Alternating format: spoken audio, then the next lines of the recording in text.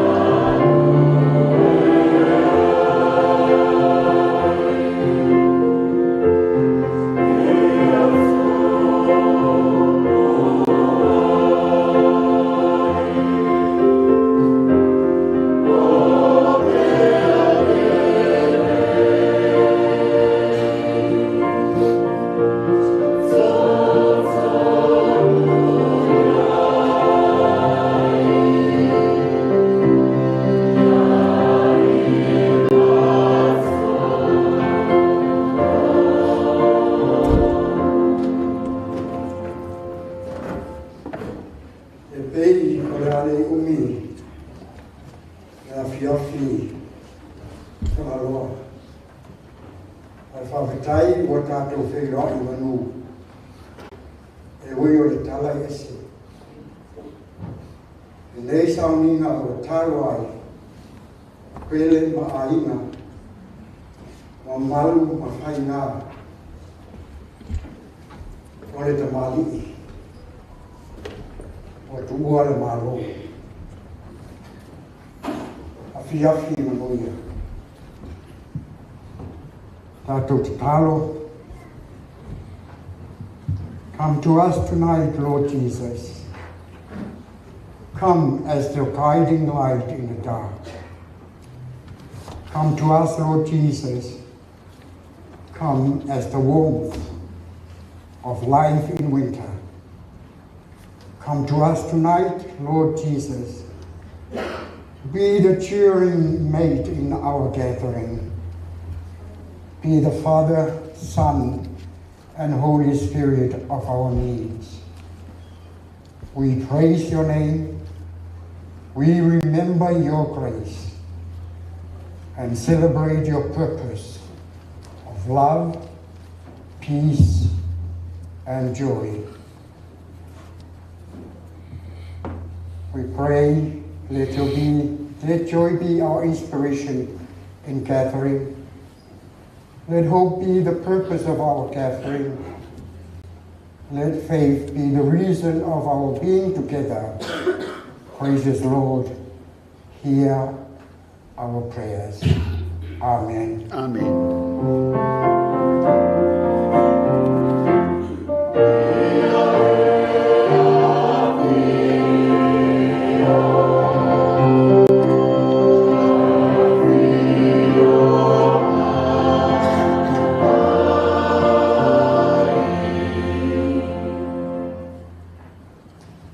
Avanore tengile nei e mai airo le vale rofa. Wale tu malo. Fionga ya Amituana'i. Alala ilalo.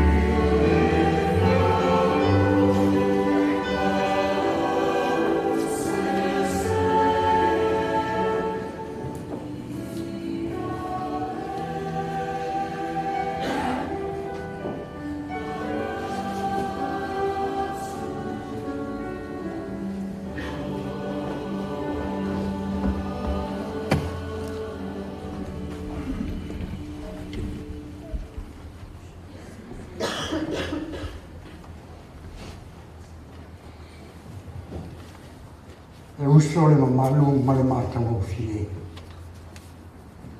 O tala mai le langi ngā luenga au na au. Olo tātou tua. Tātou pe pese i le pese se lau tōu sūn ma le valo. O le whapeperiana tātou i tūn lunga ma tātou pe pese.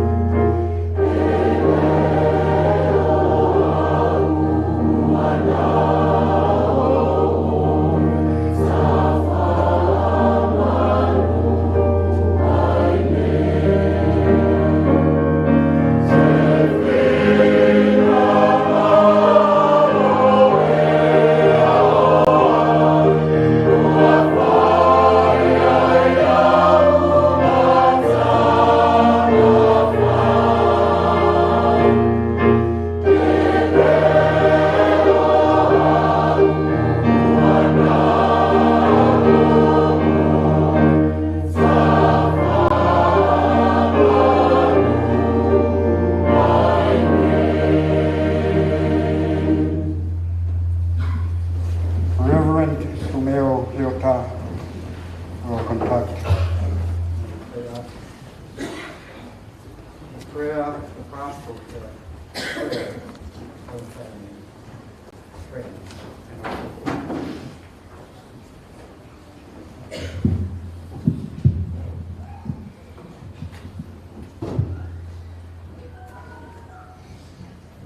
O Tato, Tato Sanga, Tato le whawhatai, whakesena. Tui nātua Tato manao i mo le tua. So Tato before mo te Tato i le tua.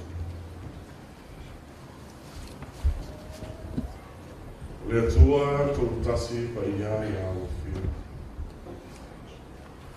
Le awa whio le tu mā, le alu na le nāsa.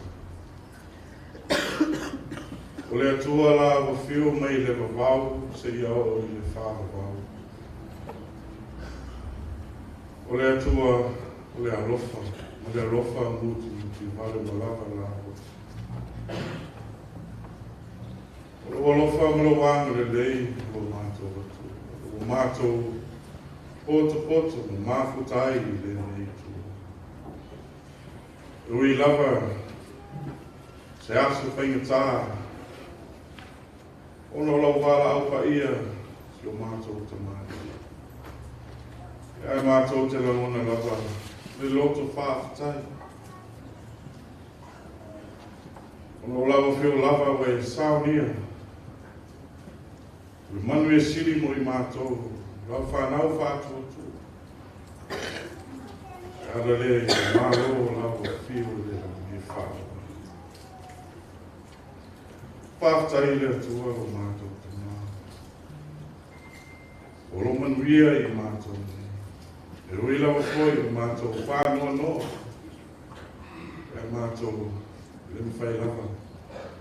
Ona tu ua le ngāna whāwhatai, whāwhoi atu I lawa. O we wāla au tō tasi. Ai tu ua tō tēne. Whāwhatai le atua lo mātou tā mā. O le ola ma soifua o lau o panga. Au mātou mā futa I le tini.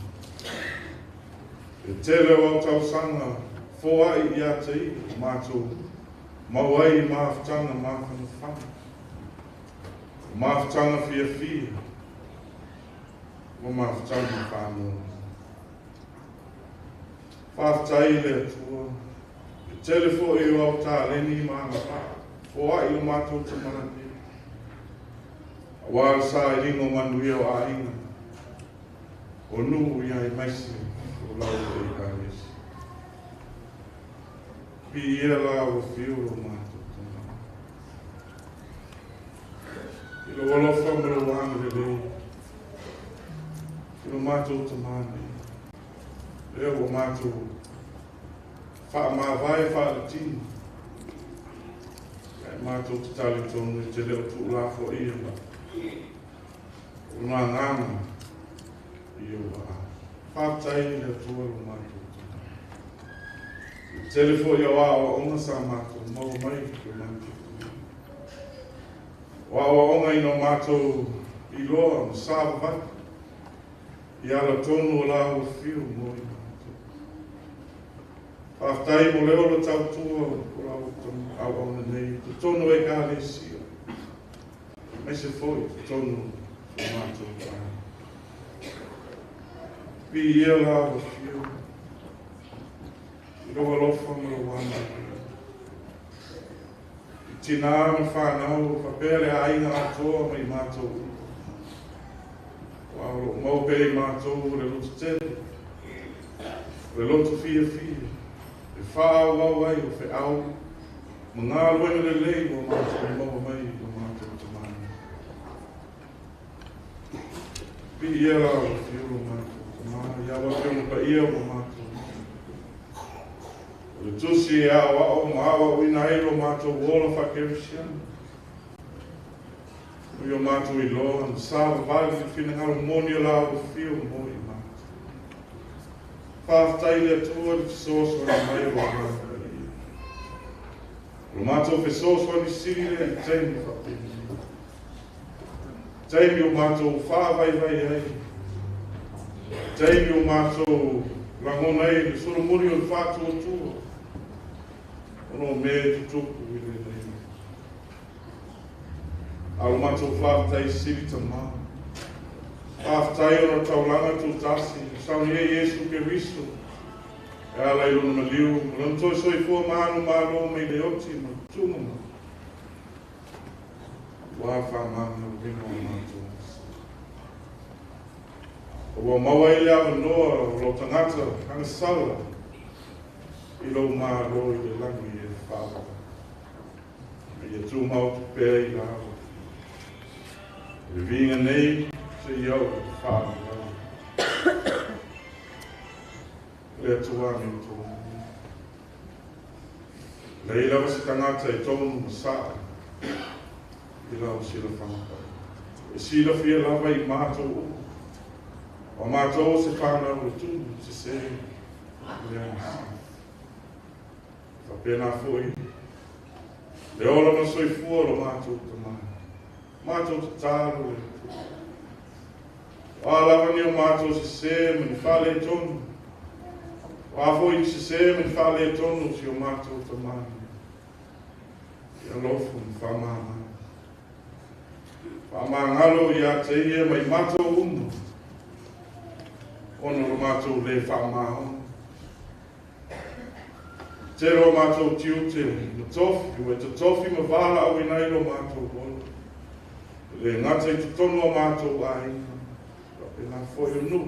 Ia meise o lau e kālesi. Whamangalo umai mātou ta mā. I le tōtu pa i o Yesu Keriso. Whamalingi ina i longo sato. Ia mo māna o ia mātou. Alea tua o lawa whio lava o mātou manu e siri. I lawa fwoi le tero o mātou se se, mo whale tōni. Ia lea māwhuteina i mātou e lawa whio. Mātou ta lea ma whai lawa o se mea si mātou ta tāro le. Fa mawhana pēra o whio i loto maanganu. Tina whanau, aina, mai mātou. Ia mātou maua i pēa o le loto tele ma le loto fia. E whāo wawai, tōwhi ma tiu te whiao ngā roina. O tu ua mai se mātou te maha mātou te. Mātou te tāro le tu, e whamanuia i ai mātou. Ia lofa, tawhi e sea ia aopongi sā, o i nunga o mātou aini. Ia ia susulu mara mai, fōringa roa lofa whamaona. I ro mātou wola tau whai atu i lau. Mātou te tāro le atua mo se nofoanga tu mau. Si o mātou ta maa i ro maa. Ia lofa ta maa mo whamanuia. E tina rai, whanau. O awa ona whai ngā ruenga te tofi. Ia nei mātou. Lord God, we pray for your continuing comfort, your warmth to be upon us all, especially Leslie, children, our families, and us all, so we can continue on the legacy of our Father who has departed, but we will be reunited. This is our belief in you, the foundation of our life. Death is only the beginning of our journey towards you, Lord. And we continue, and may you continue to be upon us all and bless us and continue to guide us in this life. Se taimi o le nei awhiawhi o le a mātou whalongolongo I lau whētarai mai mo I mātou. La aunga lau o whio e ala I lau auna whatau la. Kala koe le mātou whālong. So whaamāwhan whananga mo le mātou. Nisi nei o mātou te tālo ta mā. Mātou te Faumuina atu I la o whio, whātasi ai ma te tālo le leo I le loto o ta ngata lava I. Ne ia whai e me iai lo lava whinanga. Ai leo se mātou whātau ana. Tālo ma leo le ma leo. Wala atu swafa pa io Yesu Keristo, o mātou ali, o mātou whāo. Amen.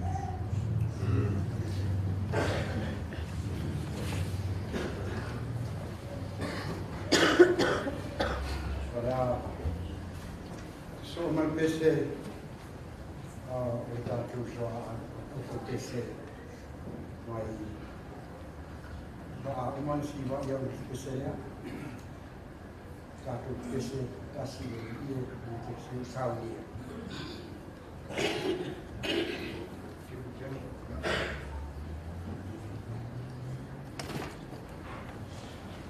Oleh pese Kafa per pese leo to wang leo yai pese no Tato Faumuina pa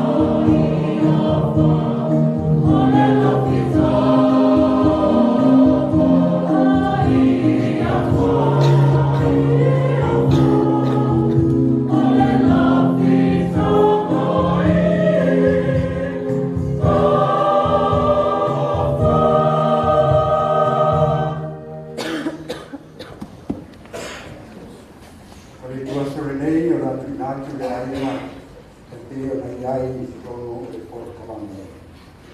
Mau, ia, ainga o toiraro o whanau, ia, o kamani i rainga o tihuria mo mori mau, ia, a taitai, le ainga o e nei. It is a time for family, children, their privilege and eulogies, chosen ones, relatives, chosen family, village, this is something.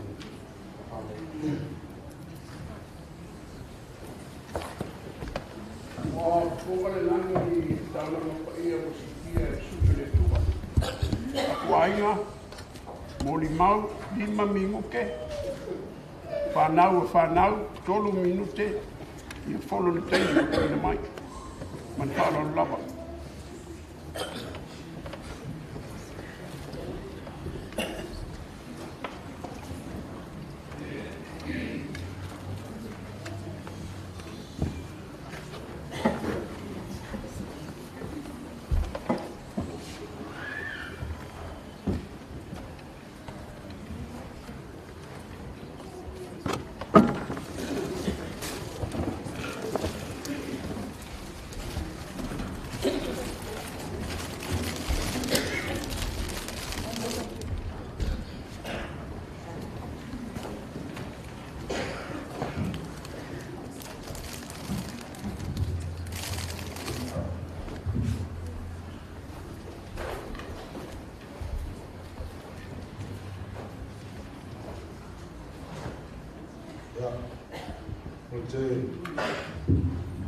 Moana o whatarawhatu le sua whapamaro e tika miso o Tato e whaola.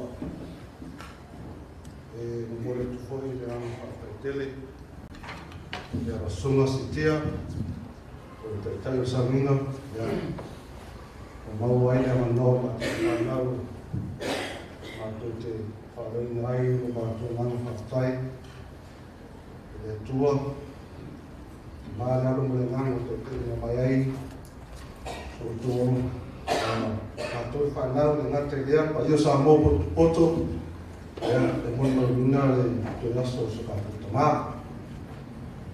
Anatu e le umise mō le mau i tō ina le o tō atu mai nei. O mātou ia le whunga atu le whānu i le tō ina le. O le tō sila mai ai.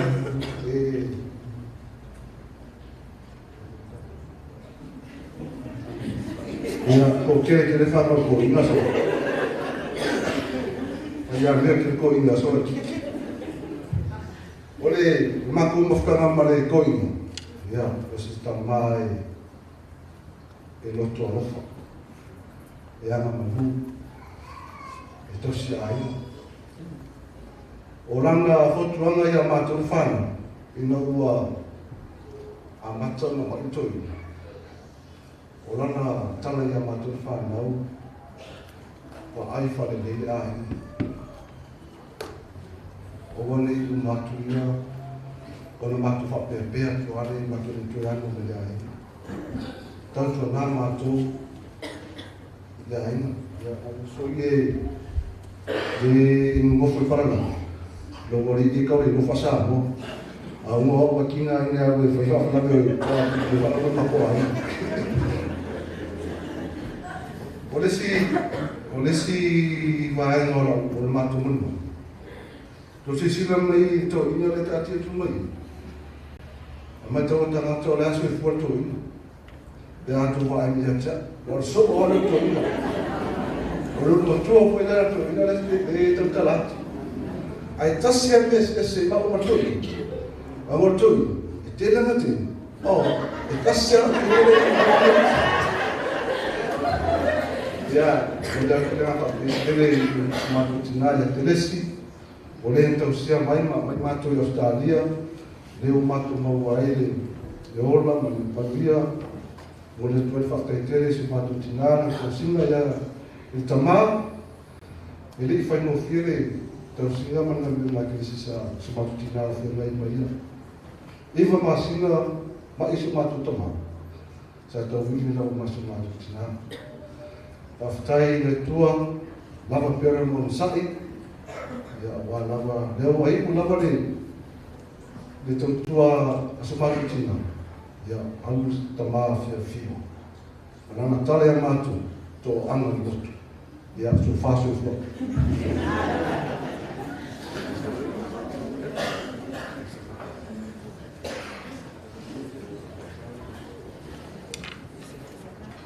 Hello church, my name's Eric, and I'm the third oldest of the siblings, but anyways, I didn't write anything down, and my style was not the best, but I wanted to just speak on that.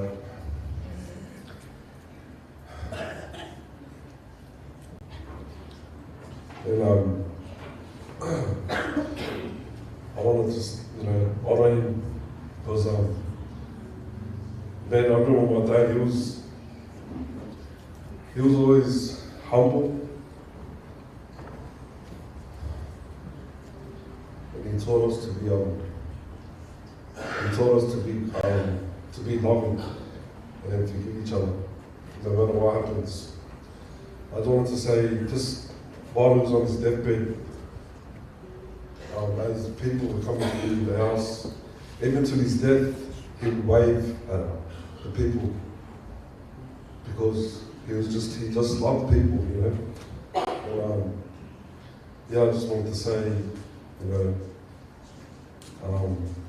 how good of a dad he was to us, and the things that he left behind, the teachings that he left within our hearts. He said to us, all of us, he said, when I pass away, I want you guys to, and I think this is for all of us, because we're all family here, right? The kingdom of God. He said to love, forgive, to have no division, and he said to put God first above all things. And that's what he wanted. And that's what I wanted to say, but I'm actually at peace because I know that it's with the Lord right now. And love you, Dad, for listening. We'll see you soon. That's what I have to say.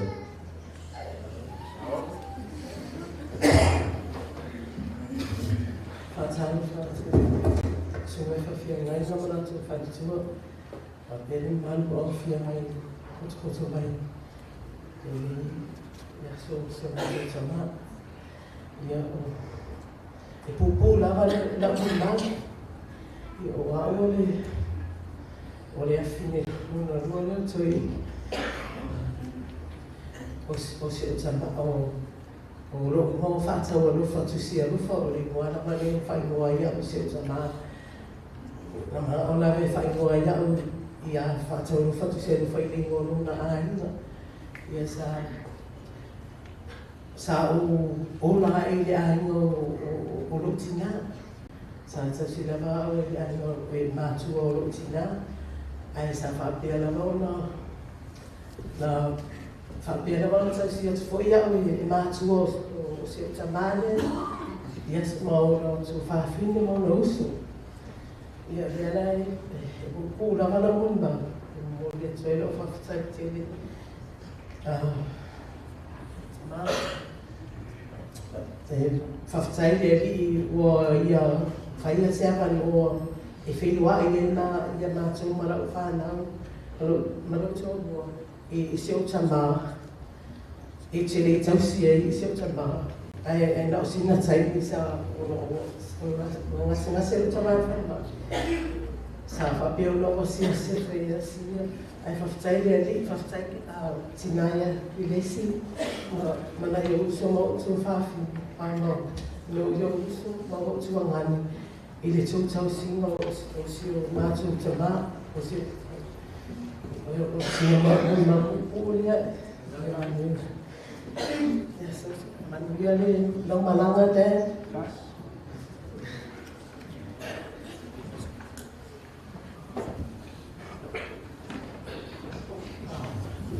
Talo lava. Ora mo. o tuku laoska tai. I know a bit more Samoan than everyone else here. I'd like to, extend my, condolences and gratitude to everyone that was close to our dad. I haven't been back here since I had hair, but last time I spoke to my dad, I told him I wasn't coming back to church, and look, he brought me back. So yeah, we're here now to celebrate, his life, and I thank each and every one of you for coming out. He meant so much, especially to this church, and to all the families that know him. My father, he was a good man, a simple man, man of few words, but he really meant everything he did. He spoke by actions, and we just followed him.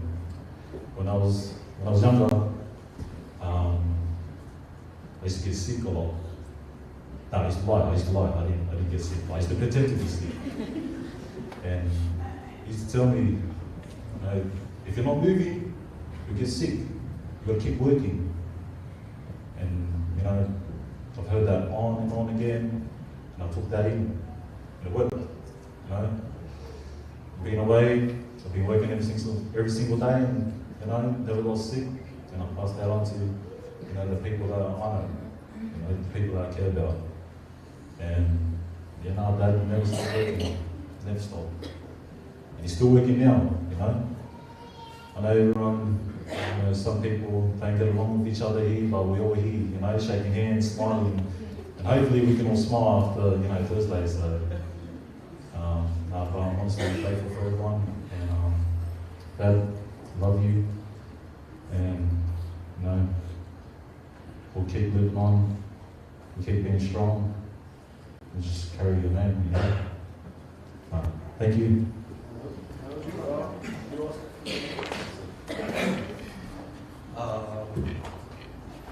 I'm Samuel, not biologically from Dad, but he made me feel like it.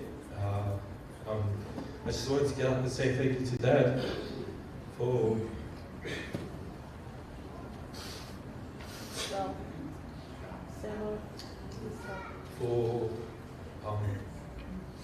feeling that big role in my life that I needed growing up. So I'm forever grateful, Dad. I love you. I love you so much. And I'll see you soon.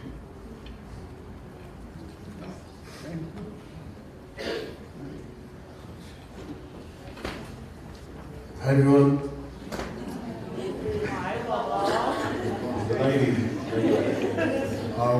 I'd just like to say, my dad, our dad, he's a really good man, humble man. For me and my family, we all wouldn't be the people we are today if it wasn't for him and what he taught us. And he just always taught us good morals, and just how to become the best person we can be. And forever grateful for that, Dad. Thank you everyone.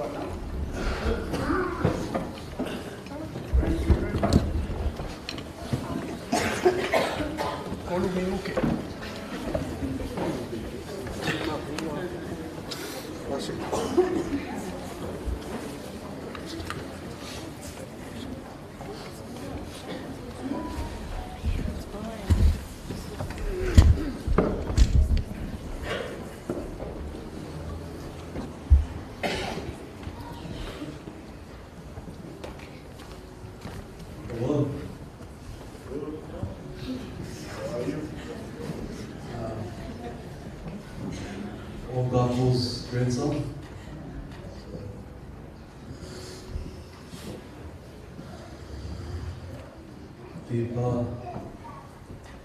first and foremost, I want to say that I love you. I want to thank you for everything that you've done for me. You were the most humble and genuine man I ever knew. I remember when I used to do some bad stuff that you had to witness, and every single time you called me, you'd sit me and talk to me in the deepest ways, and I'll never forget what you ever told me. Now I'm going to take all your tips on how to be in life. All I see and hear in my mind is you talking to me, teaching me. Teach me how to make a barbecue for the family. Remembering when you used to jump in the shower in your towel and you'd go straight to your room. Then you would sit out, you'd come out and have a VB and sit on your couch while watching the Samoan news. We had some laughs, even though we had a crazy age gap. And that smile was the most beautiful smile. Sorry guys. Yeah, the most beautiful smile that got to me the most. You're always positive, but I knew not to mess around with you. You may have been humble, but I never took your humbleness for granted. You had serious morals, and you stood by that. You spoke your mind, and you didn't care about other people's opinions unless it was necessary. We had the best times, Pa. You were always in my heart. You always be in my heart. You always be in the back of my mind. I want to do you proud. I promise you.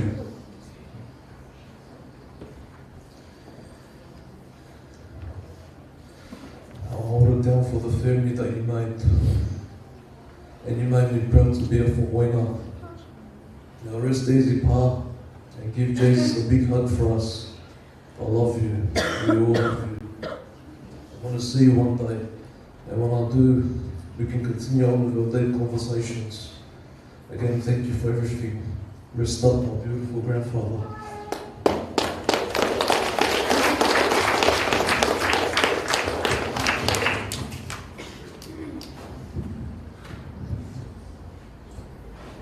Hi everyone.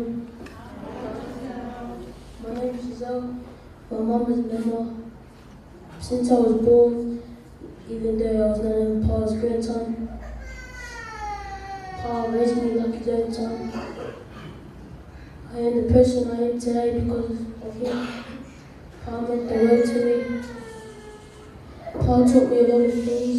He would always tell me to focus on school and to always be a good boy. Pa would always give me advice on rugby. He would always tell me how much he loves and cares for me. Pa was the most caring man you could ever meet. I'm going to miss you most, Pa. I'm going to miss when you take me to school. Footy, even when you were tired at times, you would still take me. I just miss you. I will be grateful for everything you've done for me and my mum. I'm thankful that you and Nana were always checking on me, making sure I had everything for school and footy. Rest now, Pa. You fought a good fight. I love you, Pa. I will never forget you.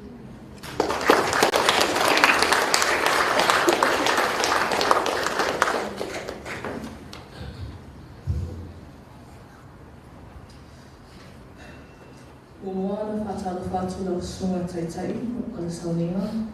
Le peia o le ekalisia pia isi le kempa. Le ekalisia e whakasa ang kapa. Ai me se fo i mato wōma i ngā masani. Whamaruru atu o le rā whaidau mo le mawa i le ngana o Britania o na e vai dau wha Samoa. I am the eldest daughter of Tommy and Anna, and then I passed eldest granddaughter. There is 28 of us, including Kenji, Mema's other son.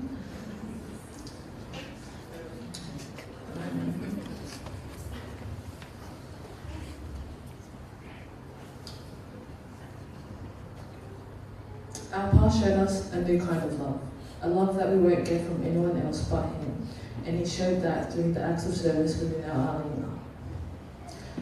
Growing up, our Pa would call each of our parents to check in on us. Wa mai ka meki, wa ai ka meki. The usual. And then he would tell them he's doing a barbecue on the weekend and he wanted all of us kids to be there. So Nana Pa, at Nana Pa's house, the McField's house would be packed every other weekend because of Nana Pa's barbecues. Everyone knows that that's Pa's specialty, his barbecues. Nana would do the marinade and Pa would do the barbecue and take all the credit.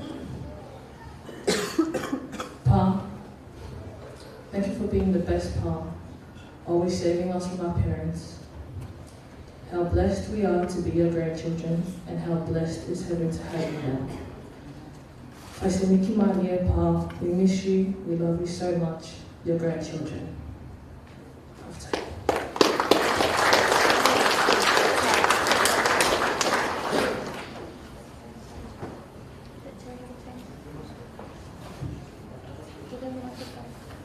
You're the best Pa.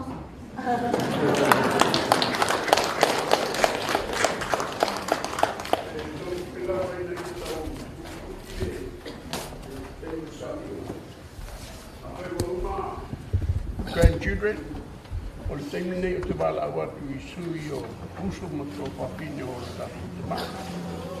O tolu o tō, Faumuina, ia patel tō fine tō tasi. Tau tuli lawa le tātou taimi awa ne iwa le savini.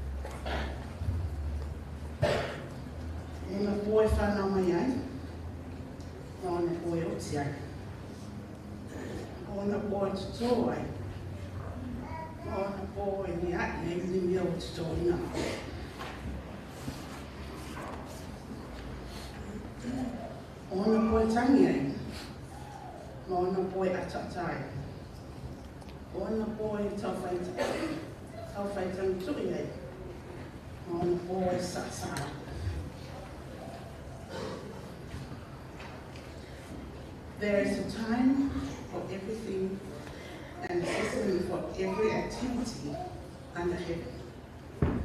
A time to be born and a time to die. A time to plant and a time to uproot. A time to reap and a time to laugh. A time to mourn and a time to dance.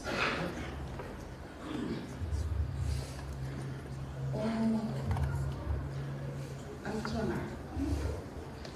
O luna luanea o le whanau toi. Wala, o te luna mai. So I'm the youngest of the girls. They are out to my hour out to my time. It's all fine. I still have to go out. I go to Faumuina to her. Who am I not happening now? You will never get this time. So,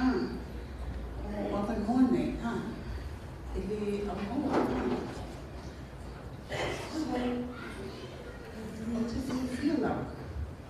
What's coming more? I don't know.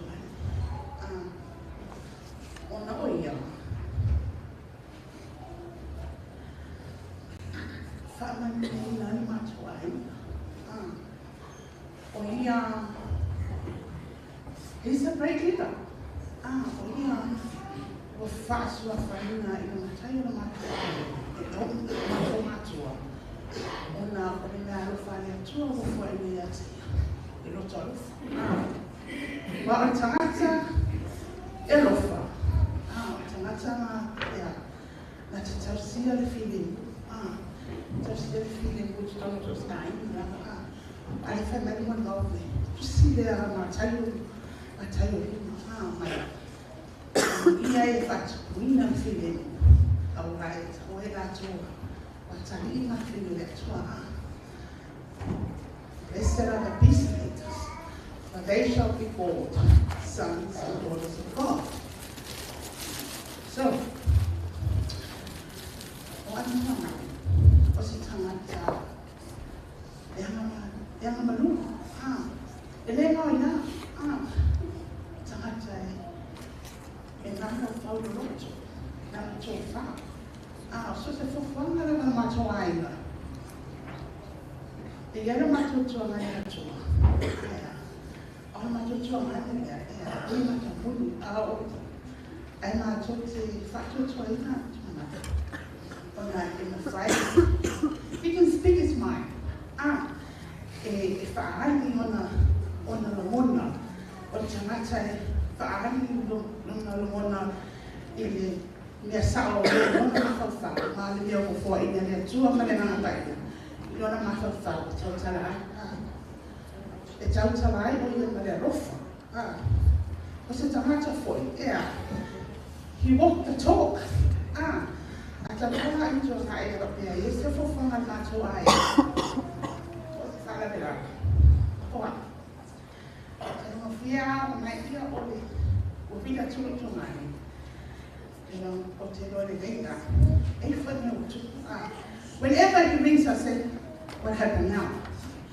I say, no one. E vini atu, sa vini a whamau popo le ai. A tala noa, a waia. Whaara te nāko na me tutu puta noa ai. So, o ia, o le matai no fua I nei ai, e atua le tō whā le loto. O le Faumuina nā, ma o la mea rofa ni nā. Nā au pau nai o ia, te tono o mātu ai. Ma o te tatu tonu. O se au ona te rei te tono o tō e kāi sia. Ina o ta o atu. Amituana'i o maki.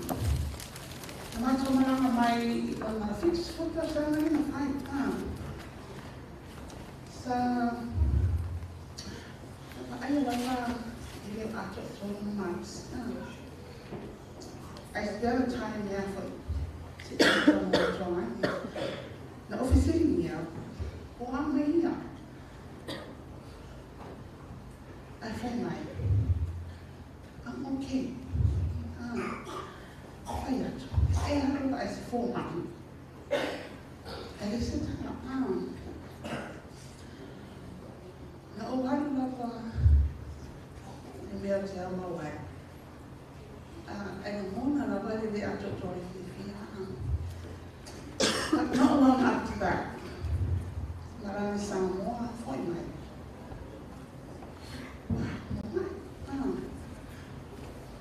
So what you tell me about? The same I was telling you about my head, say my foot, I didn't know my sorry for. No, what it tell you? If I saw it, don't tell me why. Don't tell me what to my I love it tonight. I'm not to my life. It is house. So, what do you want to do? I tell some. Pai tau sanga mātou ai. O nei a. O le ala tato sa I le whina ngātu le tū. O i ai. Ake so. Tato marmaru. O I whina ngātu le tū. Ai o te tato tonu. I rana tau noa mai. I o tui taimi. Taimi muni a sui fua. Hei a. Ala mai. Whai wa mai no ngā ngana whakatai Ngā nganga whiwhia. Mea o marawa i tutono na mātou aina, na mātou tanga. Lana kōkua isi. Lana i kāisi. O se tangata nau ina whaine te siri. Whaine te siri mo na ahenga.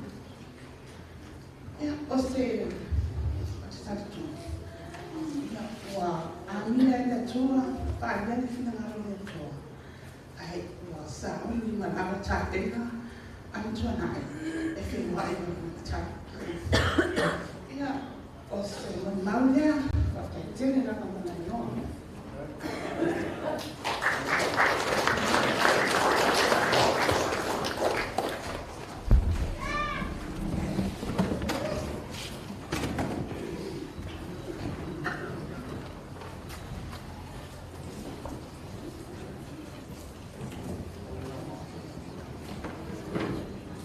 Mele mai se pati nai di ai ne ko.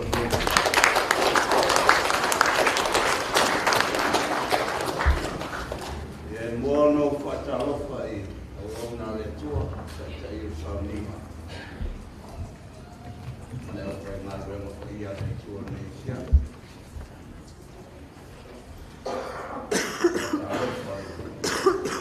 I a silasi sta mo wa fama foto. Mori mawina le aso pia o se atali o se uso o se tuomane I Tato mafita e le se aso fano no la le aso nei le aso na faia le atua Tato te oli na Tato fia iai a wana feta lai pau o le oti o le tamata o rona manuia lea. A o rona ola o wai ao lea li lea. E ao ino na tātou ki tia le lea pia. Tātou te li ai le wala au pa ia le tua. O le awara o le whamaro ronga le tua le. Iana au au. Iti ngā o le ora nei.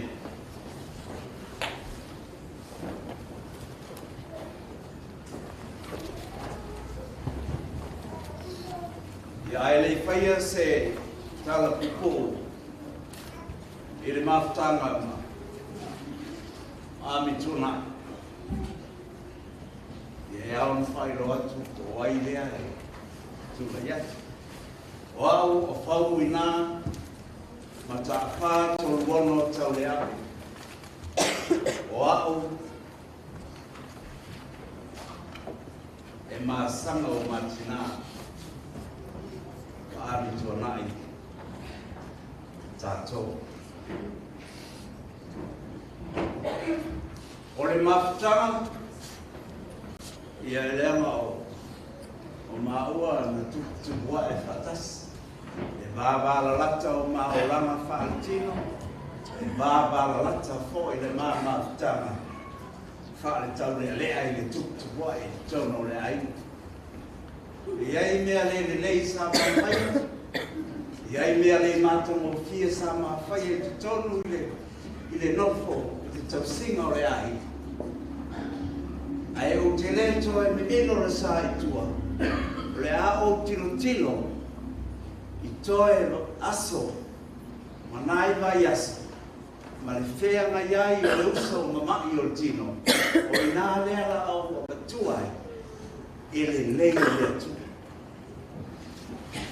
So se tangata le o lana nei, e iai le whale tonu. Ao taimina li liu ai e le atua, le o lana tangata, o I nā lea la atu kala iai. Ina ua maliu le lauku matua o le whanau le Amituana'i lotu I Samoa. Saanga I atu I Amituana'i pea o na maua ma lia I le whakamolomo I whanau. E iai lauku matua o le whanau le aina. A o le toa lea o le papatu, o le poutu, o le pou na moe e tutoa. E lau i le ola, ai pou i toa. Lea ua, para au iai le tu. Ele a whanau, ai aia se o whiriwhiria. Lea la. Lea o mawae le papa mai ngala ngala. Ma ua masofa ala papa. Ua vae luaina lelele. Ua kawhea au le laki. Ua emo le wila mai se sae ua suru ia iti. E lea ma lea ua. Ua langi, ua langia ia mo kia kete. Nga whapele o saupana. O nā yasa puku o le mafutanga ma le usanei. O le vi inga e ave i le atua. I lana suinga na whai i le tinangalo, ma le oranga ngalue o Amituana'i i le atua. O mea na o vai e lunga o au wala te whailangi, a wana paule o le apanoa o te iloa ai le tau wha. Ma le whaautou tanga i le uso. Po peo no foi lona tinangalo. Au tā penga i le malo o lea tā penpena i. O nā uilo ai lea mau whape atu. Lea kau kala ai le whionga lea tua whai mai a muia le au auna ia whio mai lona matai. O wha wau ma whai ngā ruenga le lei mori mawina ai lona iai lunga le pungai le. Lau nai mori mau lea fia whine. O te vi ia lea tua. Awana fio atu Amituana'i Samoa. Ma fua i lona soifua i le atua. I le sa ninga muri o lona uso matua. A lea wo whalongolongo i mori mau. O lea na whamautuina. I nai taimi pupu na tuana i etu nei. Le whaingai ngaosia Amituana'i malonari. Ma ua tā pena e whailoa i lonari. Le ala e mea tātou te whanoa noa e. Tātou te vivi ma whawhitahi le tu. A wā tu awa noa le tua i lona atani. E ui lama ina tuua le mawhitanga mai. A ua tā pena e le tua. Ma ua umafo ina whātārofa i Amituana'i i lona li. A ele i aluese ma le mawhitanga whanau kana i ai. Ia i le tua pēa le vi. Whakabau. Whakabau. Amen. Ona o Iosa.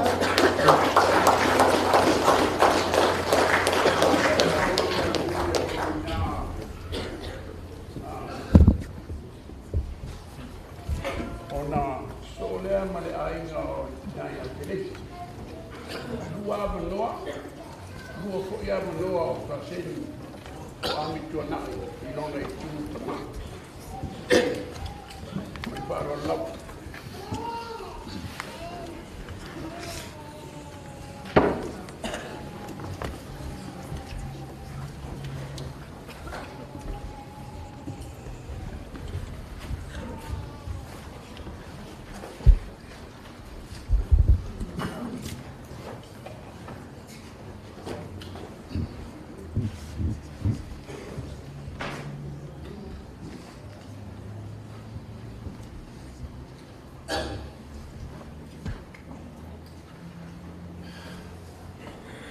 Tate tu le tō ai maniti o te tino.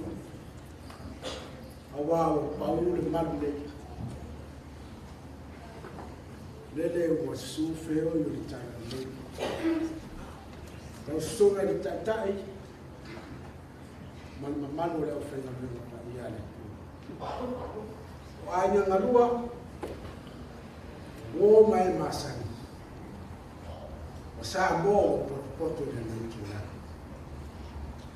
Ma to te o folofa o fata lo fa ko swafa manu malo Jesu Kristo. A wale sabina. A mata le fioma ya Amituana'i. O muna ta fili. Amituana'i. Ele umia se mulma. Allora se lo sa le tuia mi fa fortuna di Tosamana Amituana'i tau fuata le ato Tato. E tupunga mai a Amituana'i te whili kua tō.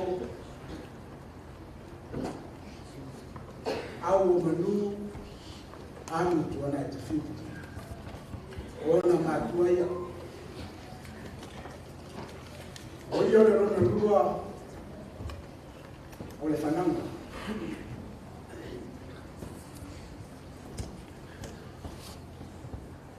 O le au nei. E tolu nei suafa, tau suafa whalio lino. Au ia suafa e. Ese aia paleta e malmalama i te ngata nei.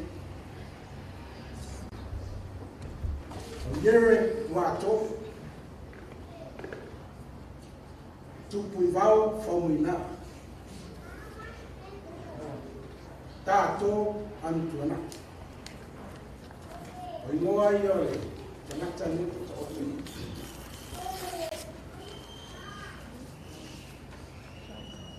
E tolu suafa ua, whae e iai, suafa me tai o whae e iai. E suafa mo mua na pale ai ke uso lea, ka le wha alo alo mo walunga. Suri ma whioi, uafa matapula, e si whalala I salai kua. O le tu, suafa tau fua. E suafa lona lua na whae e ai. E whaaloalo leo le aina o makitinai I tiki. O Amituana'i. O le suafa mui mui. E whae e fo I le uso lea. E salo whato a tolu ne o tausiana. O le suafa le atu. Le fioanga le aina sa mai kua. Le fioanga sa pari. Mango ma wasu falua na mamalu na lesoi. Suafa ye to. Na fa pale nai o mane. E Maria. E ba mai ye. To mo. To suafa na tai. Tolu na ia na mea tutu, ia I saidai.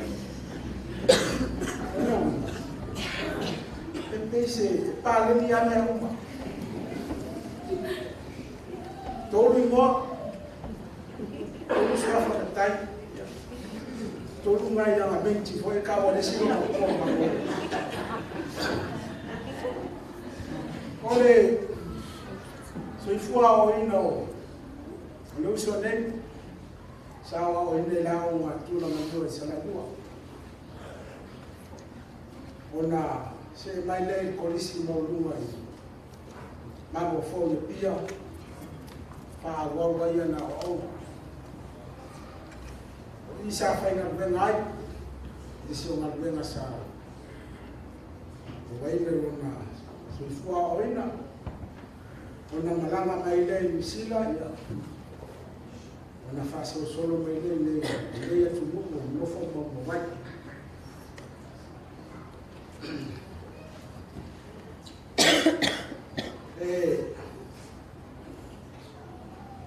Esele kana ka uno ruso ne. Ele está na ka fai no fio no na. Ele tá na o matua, o ia no matua ai. Le pompiana.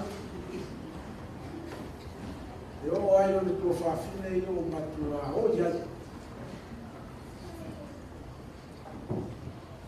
Talo fai. Le tua fasa sa le tua. Sale manatu lo na matiwa malu le lima vai vai. Sa ia sa ia le lesi. Awale whanau mane ai.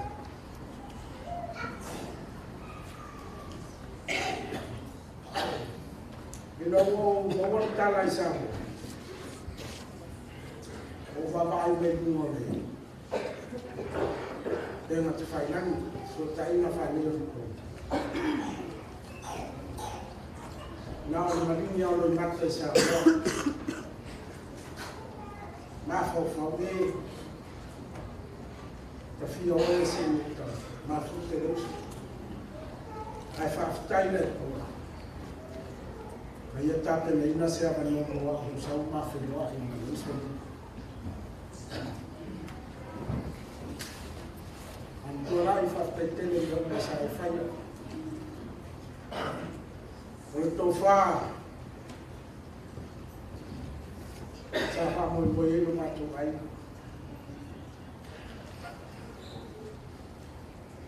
O tangata ele Sangata foi le ta milo sona na sona na. Kala ile wa mai le tuo no loko. O tamata muso to la. Ui ya no na vai pa no tima. Ai sa ya faia me si mo le ai.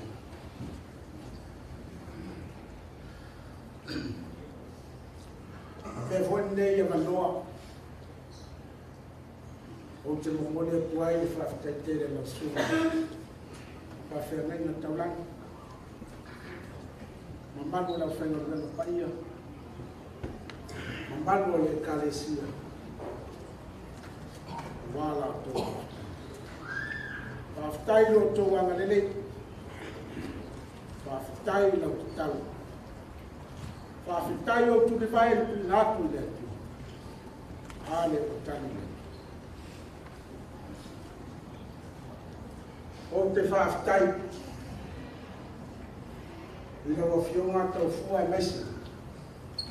Te lenga ia mā kapula ma le ainga sa mā kapula e si whanale sa lai. Whaafitai lau wharoa. Ni matūpar pala na tōna pale ai, le uso ni.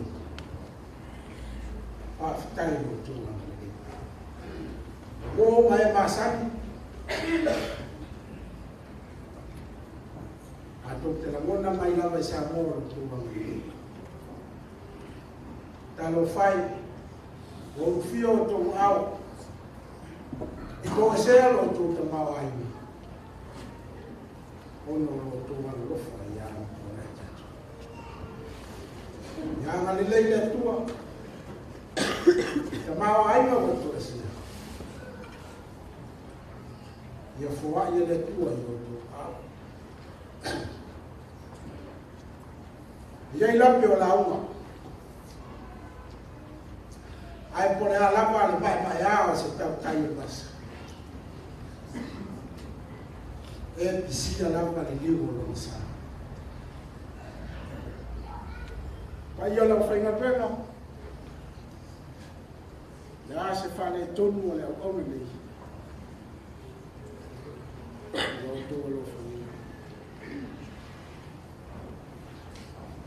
Ai o le ainga. Fua ma le ainga sa na kina. Le a se tau tua le au pau. Le a se mawhai o mawhai le au ono ni. A le a fo sona se. Le whakawhia ia I a wawu taisa le samwa tu mani. Le a ma mawhai le tonu o le au ono ni. Pai e wo mai masani. Mano le kalesi. Ia o tō anu whangia. Pana hau le au. E o mari u toa. Wo ia le pao na I whanalele. Awa wa ta ape o numa. Ua ngau le numa. Motu fo ile la roa na I muni whangia. Awa lele, o mafuli le tawai sa whai. O mapui whale le seunga. O sili fo I ofe le tautai. Ma ua toa le langi le na whatama soa. Ia vi ia le atua.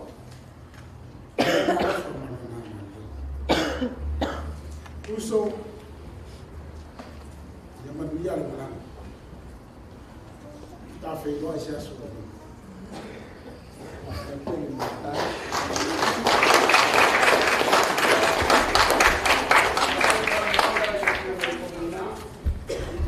Natula munone olua ile ai ona matikina ya telesi amai a lua mai le ai nga tama ya Tato lua 5 minuti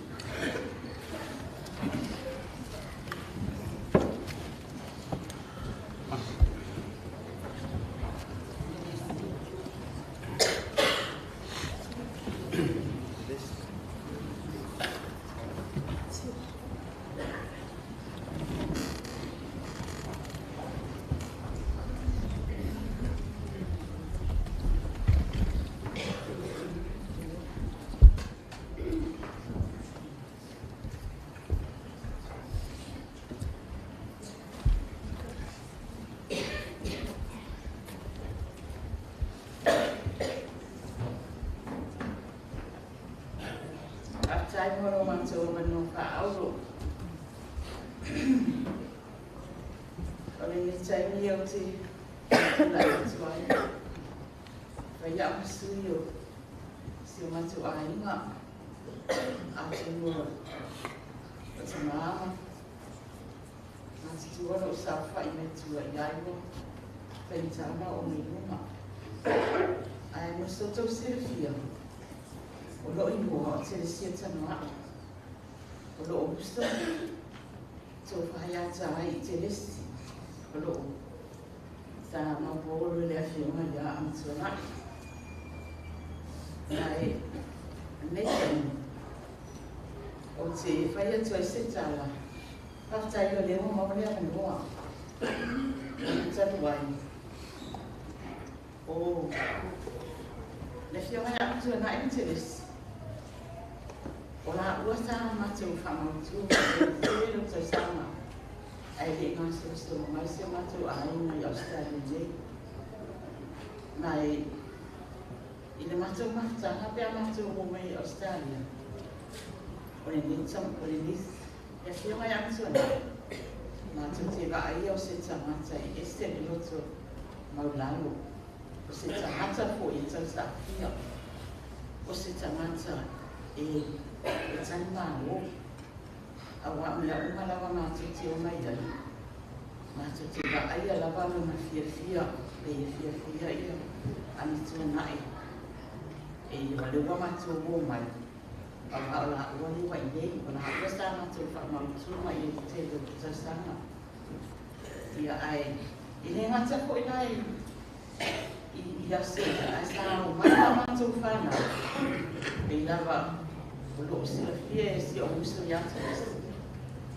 Saya, mai foi macam fana. Walau mai cai ni asal pilih tu lama, walau mai. Ibu muda lah tu walau fana yang Amituana'i. Awak pi, Amituana'i lama pi, sampai mula tu sama. Usia sama saya tu walau fana yang tu, atau no, tu cisi lebih buat ciri cai. Ya ini besi lama iya. Ya o Amituana'i. O ia lava ia e whaatu a o ia. Maso whanau pe ao mai. A wai tele na le whanu mo ia lao. Ia pena o tu ia na le ai. O ia e maua le luto. Pe au tu tanga mo mai ia o na wima. Mai le whaktai o leo ko. O maua se awa noa. O te tala noa. Mo le tu e whaktai Amituana'i. Wa tēnā matua inga wale o mai, ia ai, o loo, no mori mai lawa la te wale whaanga, ina ngā mea le leisa e whai atu no matua inga. O Amituana'i sa, sua whawhata si masi o tō ua, o tau ua, ia, a matua mai whaare lau. Pese me whiwhia me tō ua e paro whaare lau, pe oi whaare loa, e a mai tasen pia. Awak oleh nak dia lah balik dia umar kalau bilang dia awak mai dia casi dia mafai ko ia lah tu jalan ramah lah tu yang amat jalan mai lah bayar suri lah tu jalan ia awak awak buat cek fak yang dia ni buat cek sima malah dia Amituana'i sa ma'amasema fatasi isa mo isa lai kua ia ai peta ia o wa ese mai na sa mo ia ai peta ia ni o fo ia tu ai fai mai o tato le wana no fo teles ia se o tato fo i tu no mato fo ia mai amato a fatasi o se tamato le tu mo lalo ia ai se tamato fo e to anga e ata mai ai o ia fo ia tangata pia to fa lo mai tsala sto ina e lo to alofa ia mai a to le se tangata sa wala ma to ala me fa santa ia e na pawa io na ina fa tau o sa le o tsala no ia to na awa am to na isa ma to fe no ai ile to sanga le tsalwai ile ile fo e ma to ma fu tsai sa mo ia ai ko ia matou tala pe ia se me fi ia le matou tala noa vai matou tala matou toi mane ni se fo toi ina se matou ai ia le wa sola sto ina ia Amituana'i o a fo ni fa le tonu o na ia matou fa na sa ma futsa malau a fionga ia ka ma malo tamai tu o a mai la va lo ka ma na yo matou ai no ni fe no mai lo alo lo fa mai la fa insana o mai ya wa foi pare tu no so uso ya teles de go mafta ya kama ya teles au te pole le la pa ya teles wa tu sama no te masio so le wale foi ni ma ai ya le la ma o we sa sio ma tu ai no wa te le fa ile ma tu ai ya ai fa tu na ila le na yo ma sio ma tu ai no io si otterrà no atulea no pe ko se lo sio matu ai na io mai fa se mo mal ya si a mo mal vai la valea na fa lo lava fa sai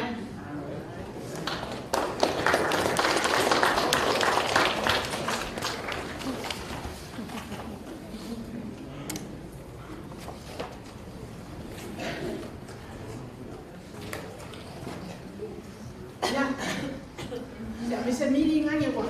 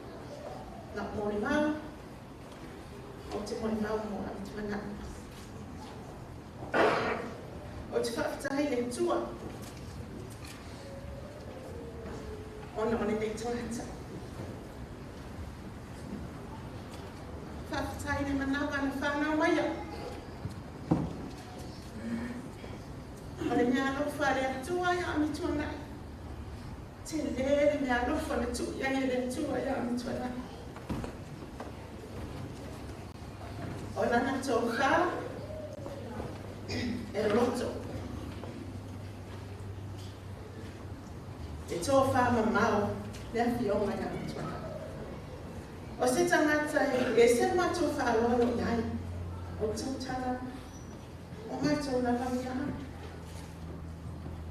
o le whaaloalo ia e maua lunga na vai ake i haia mau te le ta ia i whaaloalo i tautara o le matou tautara i ai whaaloalo le matou upu e whai ai matou te ilona e pā ona o ia se matai o hainga, matai o lu. Le mena matou te whaaloalo tele aka. Pe nofo kame anu, pe nofo mai Amituana'i tua. E le mana i e tilo pe asa whai mai tua. Tete manao, e a fio mai, o le upua le asa nino o tautale. A fio mai na o fio. Ona, o le whaaloalo e maua longa lava o ia. O se tangata e mai sali no sa, e whaaloalo lo o sa, e fia e o atu. E fia e tala no atu. Ua foi o kala fai skoi inga. A o nga mawhafsanga. Ua le aka, ua foi o mawhai ngā poka e la fai. Fai ngā poka ko e, fai mai fai a. Ia ngā aka le ai fai a au iai. Ngā o kala maari e ngā kala. Ngā o kala maari e ngā kala maki whafsanga e i kani pia o sau. Sa i nene aso whanau. Ai le o umatu, ai le whai o sau na whikus fu. Sa i le no futasi o tamaro so i titi o sau ai. Sa mato iai, sa malau la, mato lau whaatasi ma. Na i elan se tupe sa ia tia o nei, tangata le tu mai tupe ia tia o Australia. Na mana no fola so o hatu. O tupe umana ana tangata ia tia. Sa au no na mai o whai atu. Tu atu i tupe lea mo oi, whai mai. Ke hai, o oi te sau mai niusina, ame lau tupe, o na utala ni whai ia. O tupe na alofa mai e tangata moa, o te toi alofa atua i le te oi. Sa na talia, na te e toi ina ana talia, o no le upu nasa whaia, o le alofa tangata, o alofa atua i le. O se tangata e tumu i le alofa. Le winganga o tō whae le loto, tō whae toa, e tau tala ana maharuenga. Amituana'i ana na o ai whaina mea, e whai mea le lei, o se matai e whai mea le lei, o se tangata e tau sa ainga. Whaftai lau Fiona Amituana'i, o le sesi koe whai ka koe ka whapsanga, ma ka koe, e i te mi mati me whaasoa i ai, o malangona ma mamanatu. Mati whaasoa pe o na maua i le mori maua, Faumuina tafi. O le tangata e sa o na manatu. I le te alo whai mai ni tala saunoanga Amituana'i e sa o a, i le alo mai i Tamilo, whai mai sa o a. O winga ngai esere ka ua i kia o ngiku maa. Ia, whaftai Amituana'i, tai po mea uma, whaftai roa ngane lei. Kani e tēne ni whai ngā malau. Whaftai, kani o ne fiapi.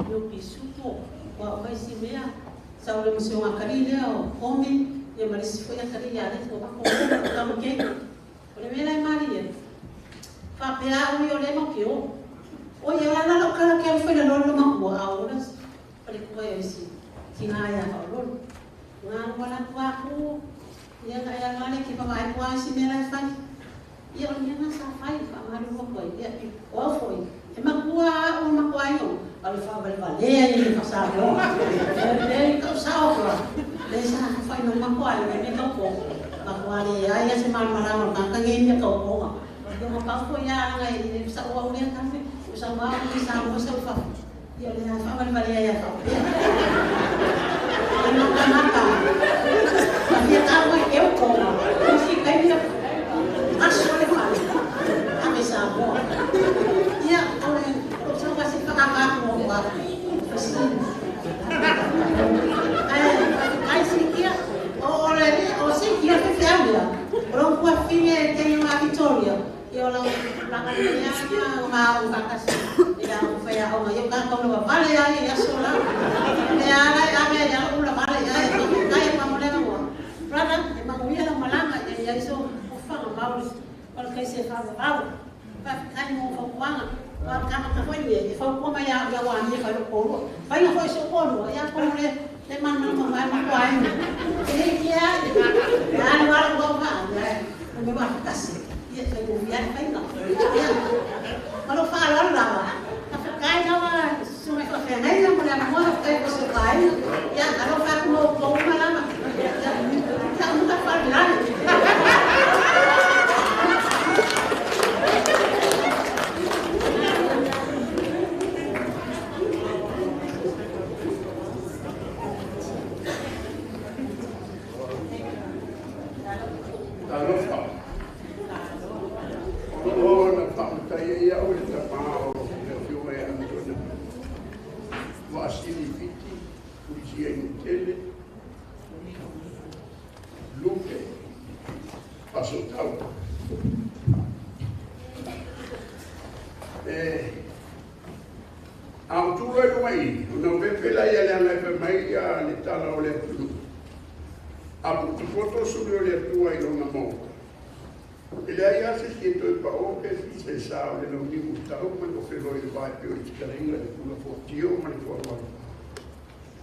e pa ia le nene e pa ia i opo sa toka so tamo e tau pa awa sa manga Faumuina ta fili tolu i ngoa tolu sumpa ona i ngoa whai ta ia tolu e tolu a ia na usuma na usu i sa taua to e saune te māloa lea Malo le na mubu ai sa vai Tato ele moli o wa ia na la fai ai fai tu wai le afi sa le lo le na no fitau le na na suma no no ai na ko foi mai bo ma na vai sa lo sta pe che se le fai su na la voi le ai fa na un mato lo te fa per ci mato kina am no sia dia o wa le ko subibi ma wa ni ko wa umalo na malos le la ba wa ti Amituana'i tu malo ti a aula matutina o ti fa dai poi ile tu a le Faumuina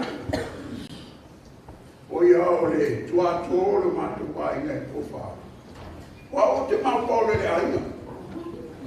ai na ami e tu a o e lona tama a mai sau tama i lona tua o fine matu e mai sau tama e whaamutai sa le kua ona o sau mai lea whai mai le toni no tua to ta fili Amituana'i o le a whai lo suapa e le suapa o sangu iang e vasili o te whaatai ana noa ia o le mata no ma le alilea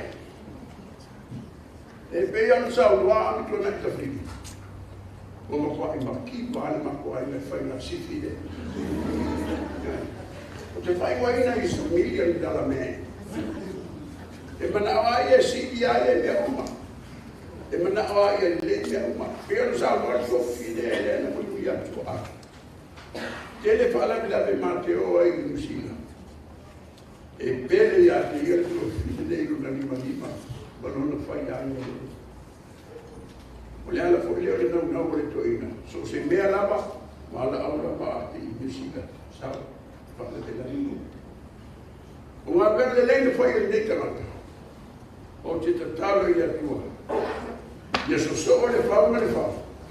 Ai au le so le whau me le nanau. O te manao ia maua sono suri i ana whanau. Ia maua le anganga o lana te mao le alo whau. Manuia le awhia. Manuia le awhia le awhia ngā lenga. Le moli mawle nei, na ia tuina mai o talinga. Ia e tuku se amanua i la uo pele o loto, le whiunga ia pari. A maea, o nisi ana uo se tōtoro, le moli mawina, o na toi fōi mai la ia, o le Tato kōtala, i le o whainga lenga. Le leila pare siore ni sui. Le a mali i kakopoko.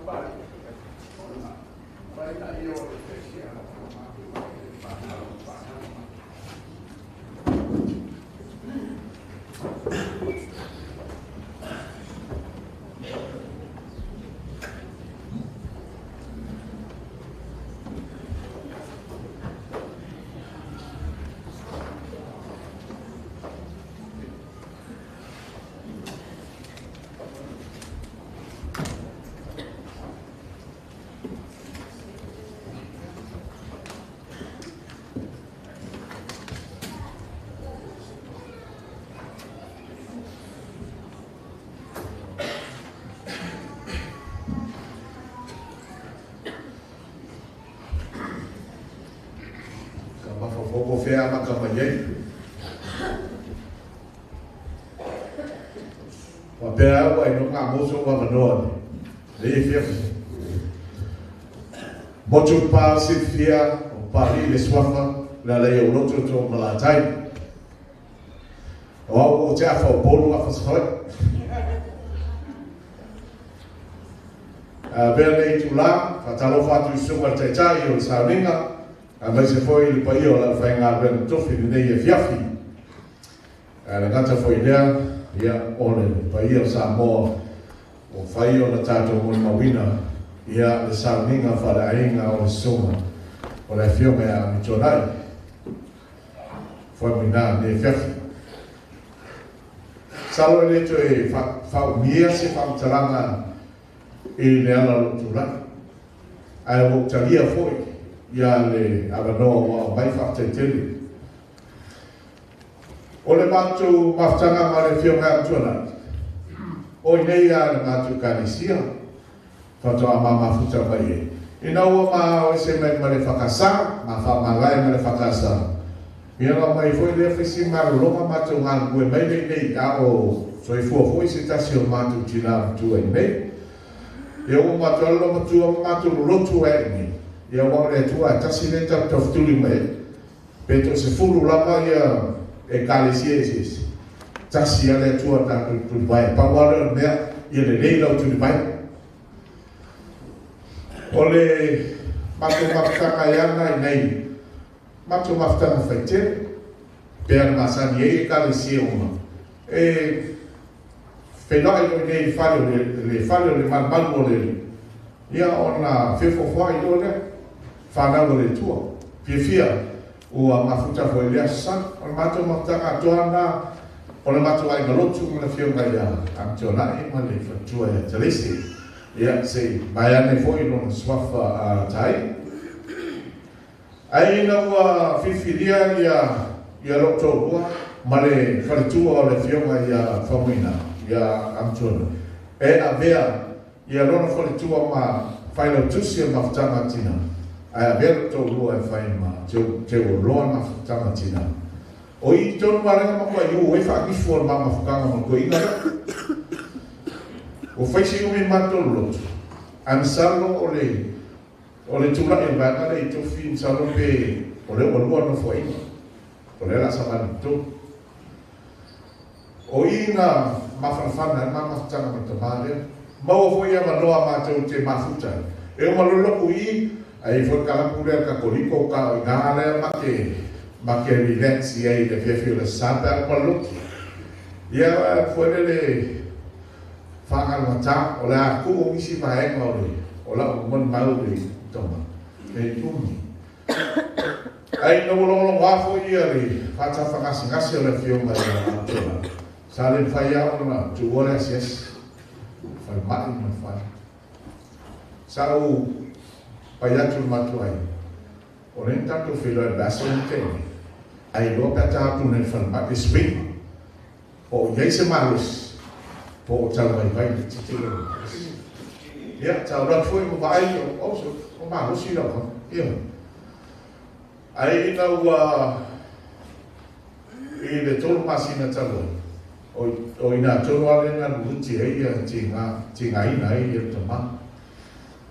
Sa o ia sa whamatunga, lua whamatunga talo e. Sa ta noa tama whaiwhea. O te whia watu e matu whamatunga. Amituana'i mono whatua. Langa lewa sa mai lotu o na o mai tu. Sa o watu i eira sa sa mai e iwa e se ia ni. Tūlanga tinga ina tama. Tō lesi masina o te manua fo. O te watu fo i e mo le sumala o mono whatua. Ua te le lama swing. O ia swinga le tama. Ia, a talo pe le atua. Tulu I non malos. Whapopo seisias. Ina uoporo le weekend le whanestei. Ai, so ta iara ua fine ma le a fine o toi. Mai le asu tofi. Sa sia ta maa le nākua. Ia sa mana wina fu. O tūlanga whale tonu le. Ia ta maa. Ia sa hol tala. So ta iatu me ma le ua fine a tala. Mai ia. Ua ai longa a te o le tū mansias. Ia la te talo mai whanu. Le tua whapopo seisiaso. Turu ilo le maros. Na uma le aso nā o le siaso. La lama se fua a kona. Te mau atu tala. O le aso sa o le atu tuai le ainga. Ua le mau fo isa ua manoa. Ia tātou talo le tua. Sanga turu ilo le maros. O le ua iei le aso. Mare taimi o te asia se iam tona. Ina umanawa mai lo tu roma la whanau maloa fine le whiawhia sofua. O ina o uma whatatia mātou te la mātou sawalia role singa o to ina whenua e. O ina lea na unuai. Ua le wana whiaku ia to ina. An whalu. O lai mana o to ina. O lai whia mai tangata le masangi o na la epa. Ma le imu kai ua whamu ai imu kai pusa. O mama kutanga la mitoina. Tere ia si kai. O te mone maula ia fia fia. Na mātou kuatu, mātou whelori matina. Na whanau ma le ahi. Ia, o ien ambulance io. Ia whapera. Ia sei, te eastern. Pe 5 minuti. Ia na mola no. A kero o samu solo danga le sai tono mo la fo ha ia le ambulance sai. Ai sa lo te lese whapera. Ia mai no. A tonto le tono. O le potula, e te sauto. Ala e ko kwanga ko inga ngai. O lo no wena. Ai o le ia le whapera. Sa tu amo ti tiro ia le fori. Ai o lo tu fo e si ona tari. Ma tu e pe nice block fori ma lui. E fori le viti toi. Wala mona de vela tono lontino. Te logo la mona de limo tina ina. Au tu vai le faito. A ma te mi a tono tu. Ora ko inga ko inga fa pene. Ai o sui fo la mana ba ko pope la mana. Aku kei au ko pula mai fa te pula sa o tu ai te o tu ma feto. Na fa apea ko ia le pula ko inga la te ku mai o fe ko au kan kala ko i. Ma wala ko ala o la tu lo na tu ta ta. Na fa apea na lima le. Na ula tu ula ulo mana. Ai falu ko ma waru fa pero o le lima la le no tu na i fe lo. Ona abu lo. Sala tu lo le se na film tu. Musu ye. E se o prana pali isi e na family. Ama kaloma fa pero ai wa sau lo makalo. Ai le manama le manama si wa le sau kaloma. E lua upu mai ka unga le. Sa kan mo man ko ina nga ngai mo. Por fasa mo. Mari English. Ya ora ko lua le kule na malu le lo ko ana man. Fa pero ko i. Pa wala le upu na pulo mai mo fa pe mai tia. Fa to ese atu. Fa to ese atu. Sa lo sa la mo na mo si ba na sa ma ti to. Ora o malelo loto temida. E le fatto esse mangiò in e già ona o se mamma già pos fare to. Ai o loi o sau in to in e. O fa per mai già fatto esse ha chiuso o le a o va. O le a o va. Ja. Ona fai area e le uno i le giule. Ora to vuole tu e fa mai ja. Ngalu awak ang kasih parang yang falam ko appreciate. Le upo to ina. Fakto ko ya ko na fa. Salu le fo e lo rispa. Ya ona fieno fo umia. Ya ang auto mai to na fa ngalu ma le le ma le ate. To mai to. Ya ma to fa to. La ngo ba be la ta mo. Ai ko ba le fo mal mana ma to ina te ni le. Ola sa no to ina. Ia fai sa mingi le lei. E foi la wan lo ia fai sa mingi le yo po. Ia. Ai ka ko fe lo. Ia ma ko fa ma vai le ma to mai. E ma ko kele yo le fa le.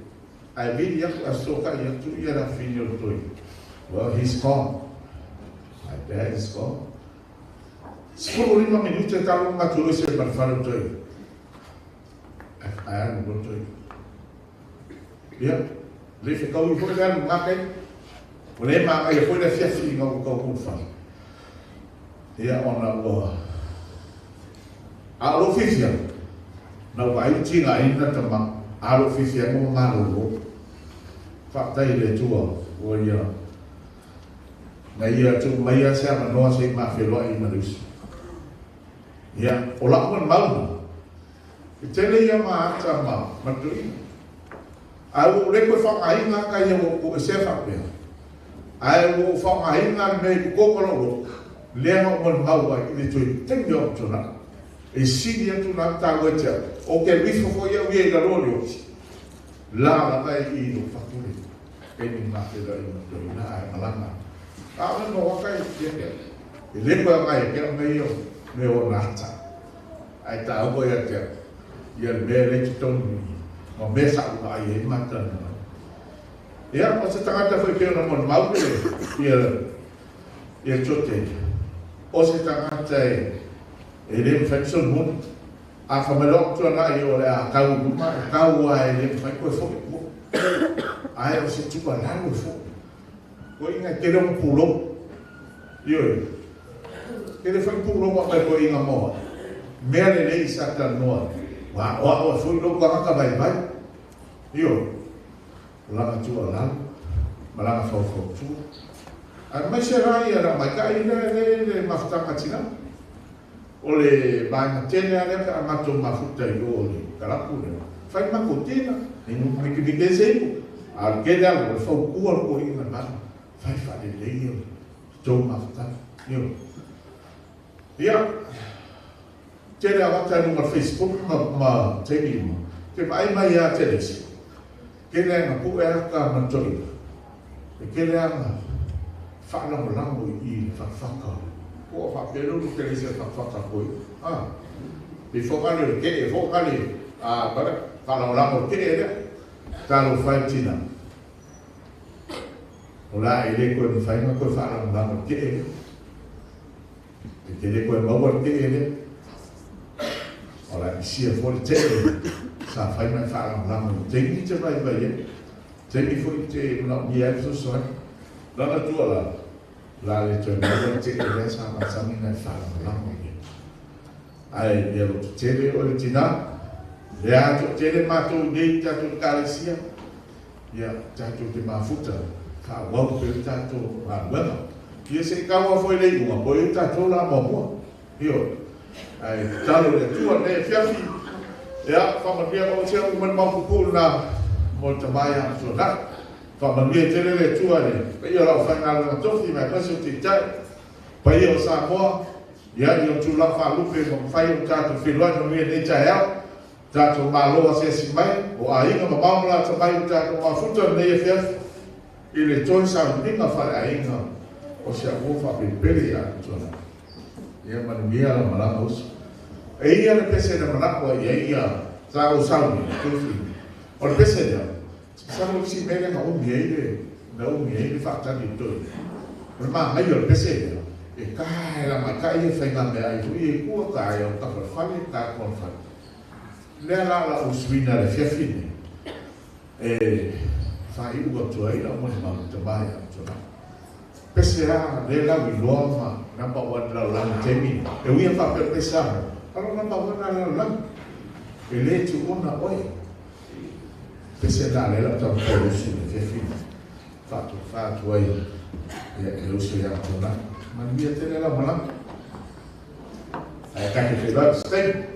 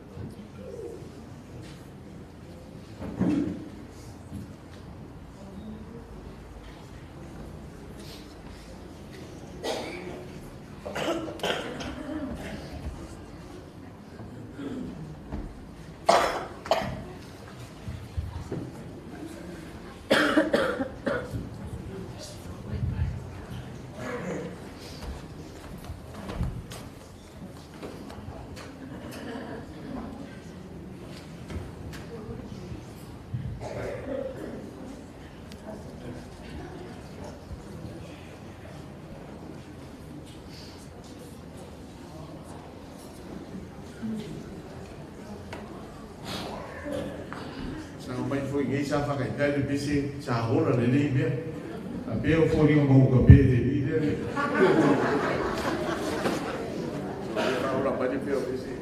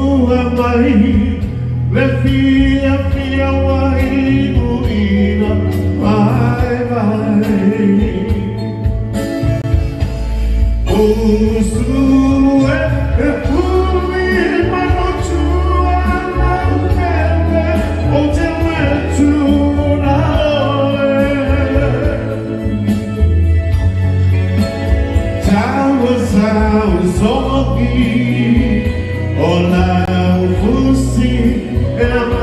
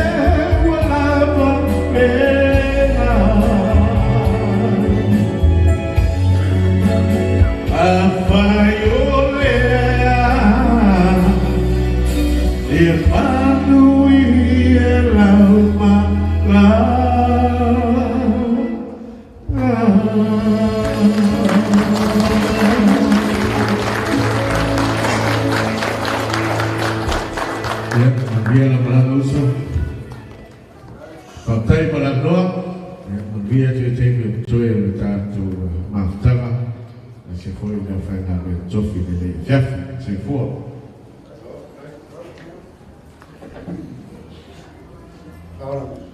Kalau kele lava kafta ya tu masiri tu sawi mai eta kawami le ya. Ai sawi yo tu dese. Kata bau. Mole. Ai fapiese manam. Ada nawa le te materi nei o Amituana'i. Nana ngana. Fafitai. Fafitai. Mana manu lau ti, lono la, ole fafitai. O lana filosofia, ole fafitai. Ai pere la terbondea. La la tu pesa.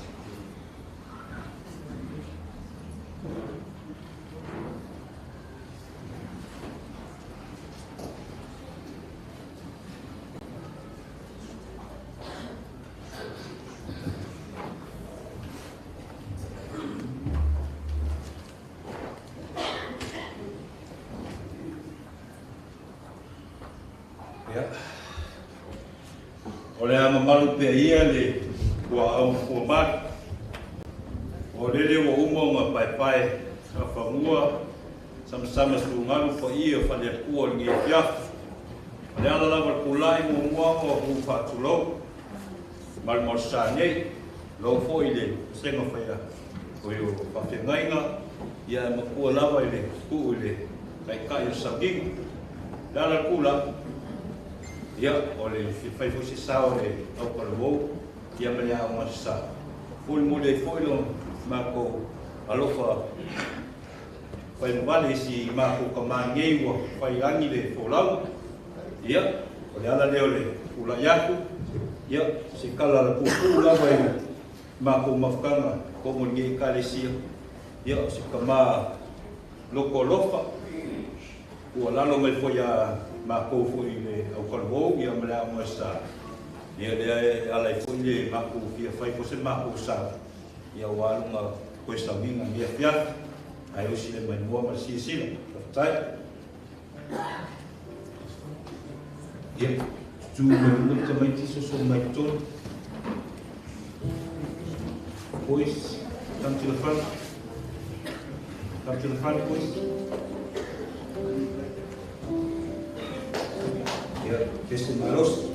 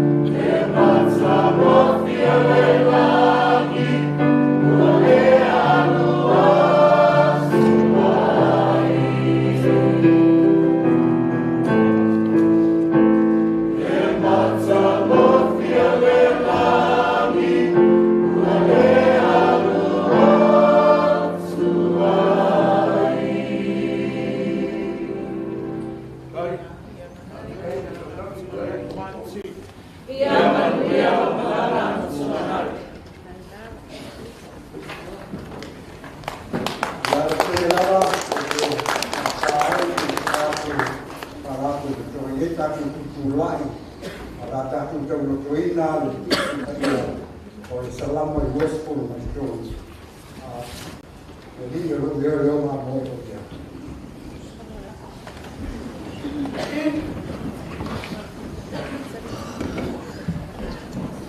ora lì io ma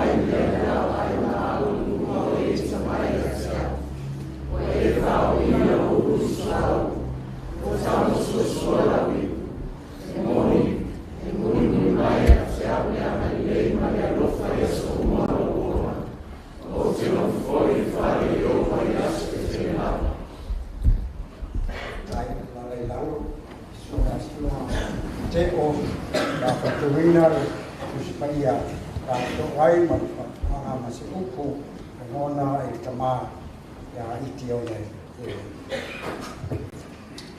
Le faitauina o tusi paia, tusi whiwhiria mo tātou le neia fiafi, mo mai lea le whanga le fōu.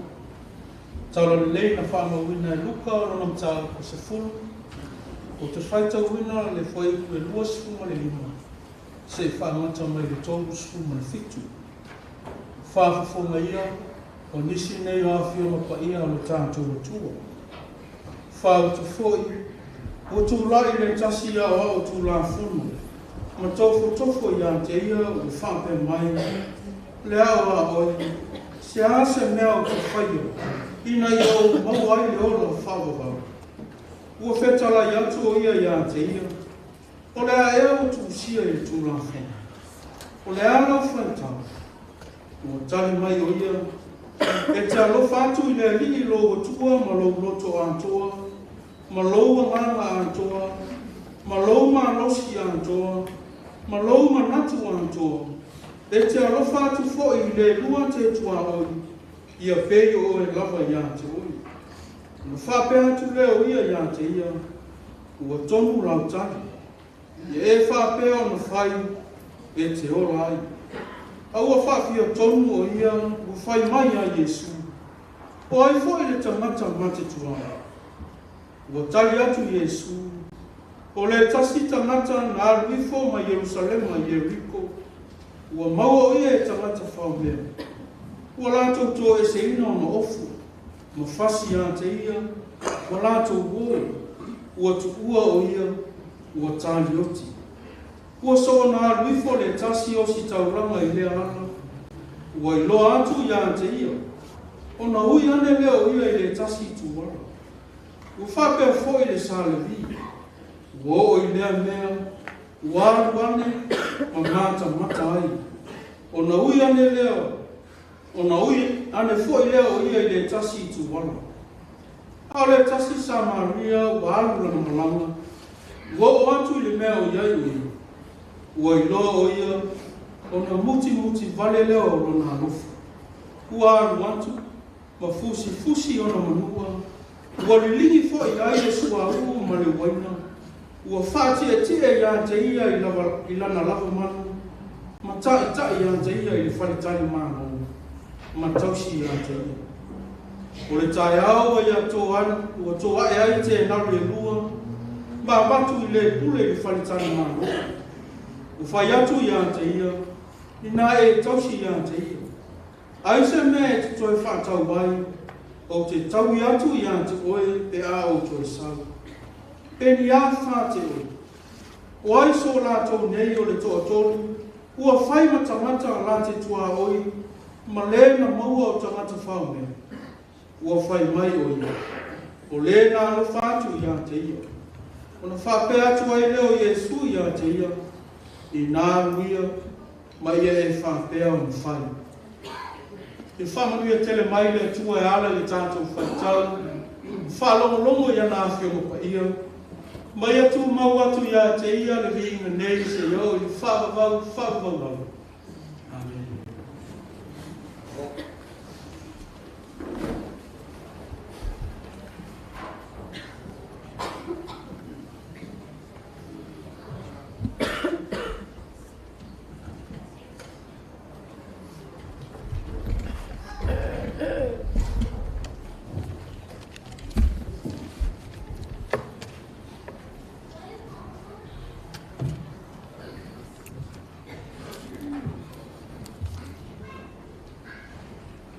Nā tātou te talo. Mātou ta mahapa iai. Wa whalolongo lava lau whanau. I le mātango whia o nei upu. A upu e tu sao mai. I le pule o le oti ma le ola. A ola mai ai mātou ma. O e whalongo ma whaia lou whina. A mai e tusa o lawana. Ia te o e rivinga e whapavau lava. Amini. O le launga, i le suafa o le tamā, le alo ma le ranga paia. Ma le matua o le launga, whai o fie lava. Ele tau vai e se tasi. Ai teu mau lo loto. Ole fasili. Nā oi. Nā se mea o te whaia o te mau ai le ola e whamba.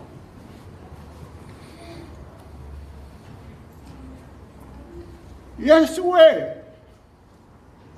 Nā se mea whaia le nei tangata o te mau ai le ola e whanga. Tasi ale launga pupu le tau mai te tusipaia na ale launga i e sui nungan maunga. Ia man launga le nei po. La wha pupu foi. Wai a te oe le nei. Fasili. Ia teu mau I lo lako, e se auro e maua. Awane e whata mala I le fasili. Awa le tali e le maua I tangata ola. Ai e se me maua mai ai. Auta e le fasili. Awa oe. Nā se mea o te whai au, te mau ai le ola e whawawā. Tā lo whai a Iesu. Ua matua fasili tonu lawa o ia.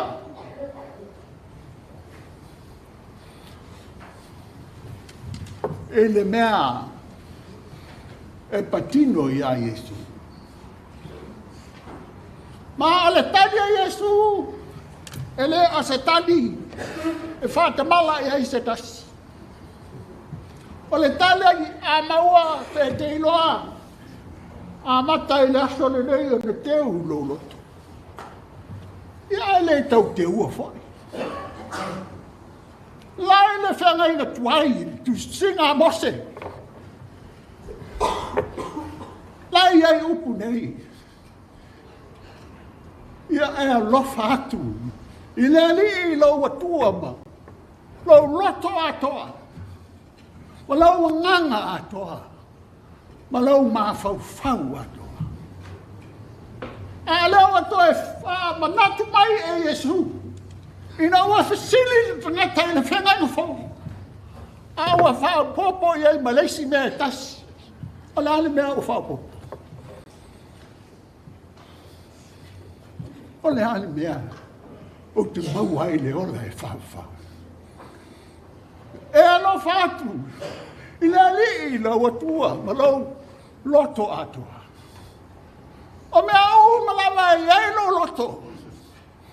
O le mea lea te whai mea lofa I le.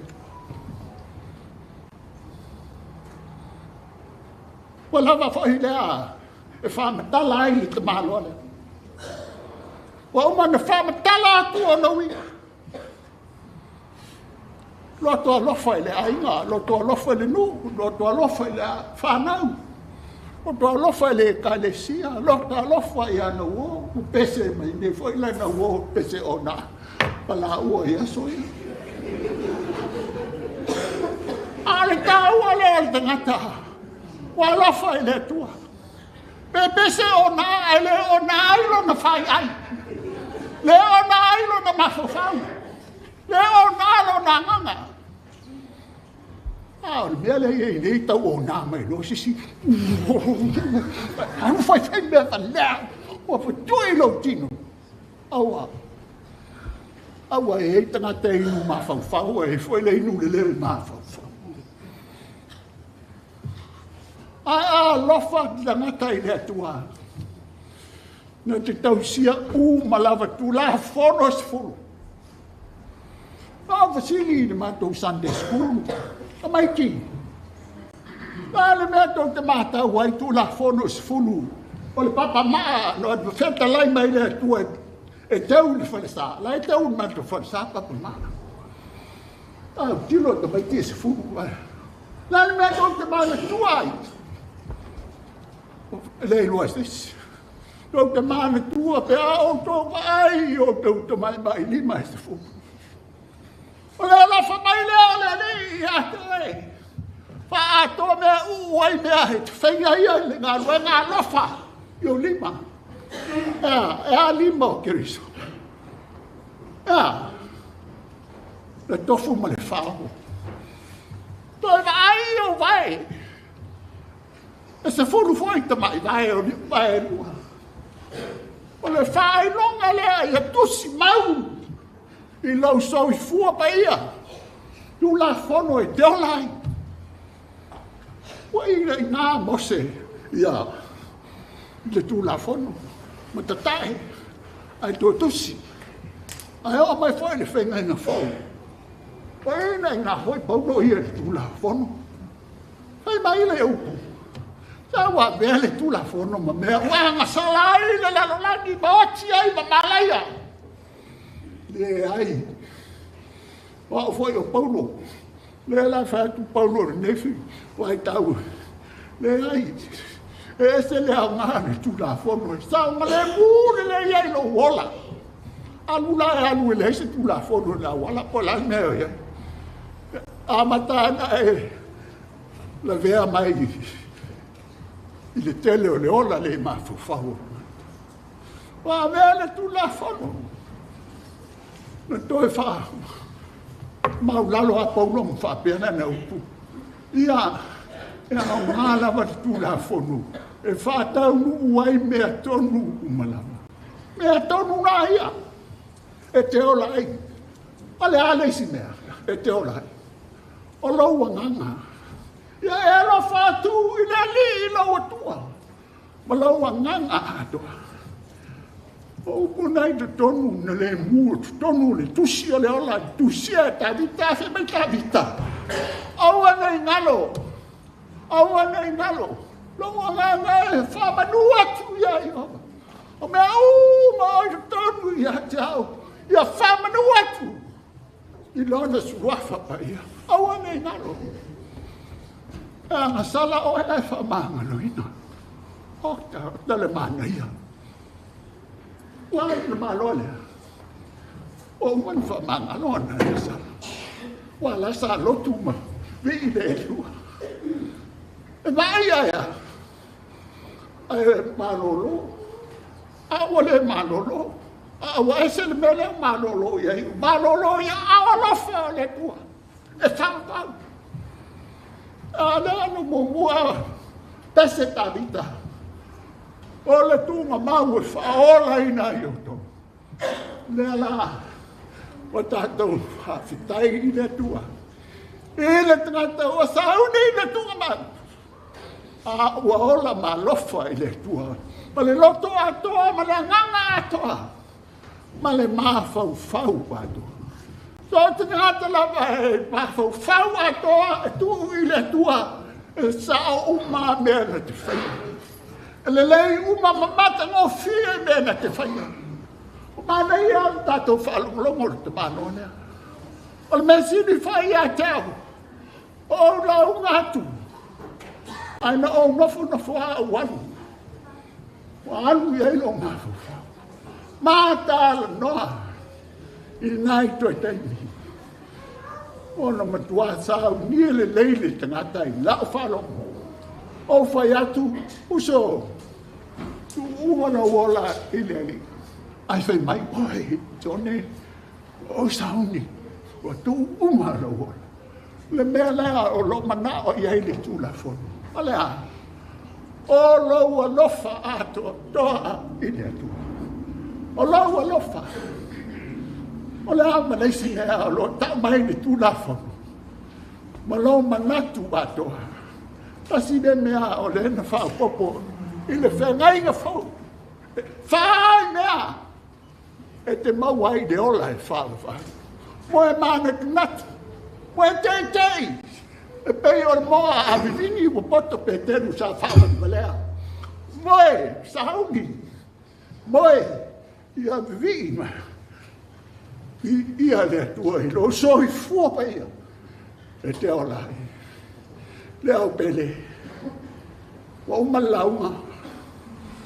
A le toi manatu o le launga. O leisi foi fesini. O le ale. Le mea o te whaia. O te ola i whapa.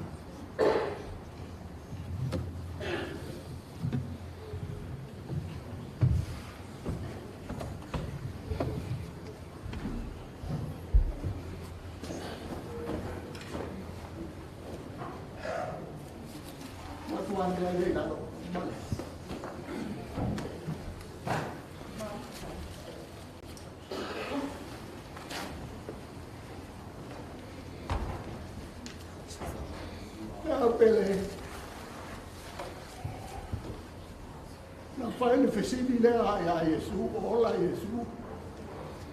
Mana ia le tani. O le mea te mawai le ola e whapau. Ia e lo whatu le li lo utua. Alo loto atoa. Alo wanganga atoa. Malau malosi atoa. Atoa malau manatu atoa. E alo whatu le lua tutua. Le lawan koe whai ua i whaitaunga o rea fio. Ai a le kua. O fisili le fia poto. O e mate tua oi. Ia, o le tau reia. O lau o le le lua te tua oi. O le o mana o mia. Le whasoaso ani i o ao lofa. Ao whaola. O lau a nganga. Ni le. O le lua tua oi. A toi fisili la sesi i le fisili lea. La le mea. O te whai au te o lai i whapara. Iesu. La le mea o te whai. Ia. O le tani pei o o whai atu. Le maua i lano nei le tani. Tasi a le tangata maua i le tani. Pai le tangata. Alea. O le tangata o ati. Oti molele. A wasa ola molele. Ma fai uma menei. Alea ntomo ni mau. Ele se. O que é luto? O to tani le fisili nei tu langa. O le an me mau vai le.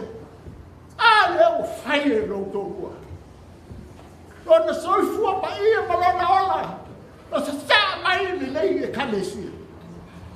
Fa bea ia e tato uma ia e kalesia. A sa ia lo o tu ola ia o tu e kalesia. Faia le nga nuenga ma le sapa oni i ia le kua.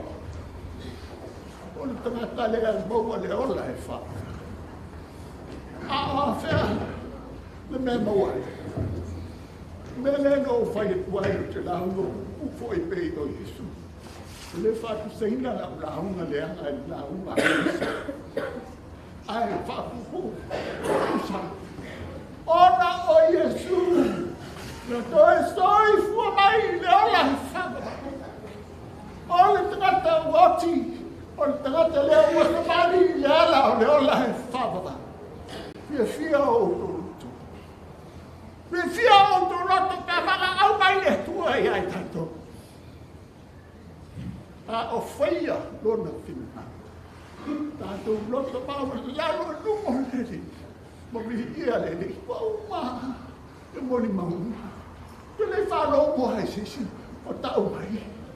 Ia la uso le asa. Whailo tusi aso te. Tai asis. Ia ai haftai. Ia waa fifi mai manuia o le tua. La nangaru e ngā tau tua i le ka le siam tangata ma le ainga ma le nuhu a tō marana whanau. Lola manuia i roto whamau na ala ia Yesu. O le no toi pumaina i le uhoki. Mola i le ola e whamau. O le ala. O le uma le o le nei aso. Amituana'i. Let's say upward. Let's say upward. Push by ya. Now, let's try to get away. Tara foi de langiona. Amriao ayoti. Karola e faka. Ile. Ule ao keriso. Liu fatas. Le fago. Ai boa de ola e faka. Amen. Kai, al male kese ale kalisia I mito. Ang sa noa tureo sunga tope ngai no leie kalisia sunga ya una. Fitia, tu sta maftanga sa ya tu yai, ma leia le fia. Kisami.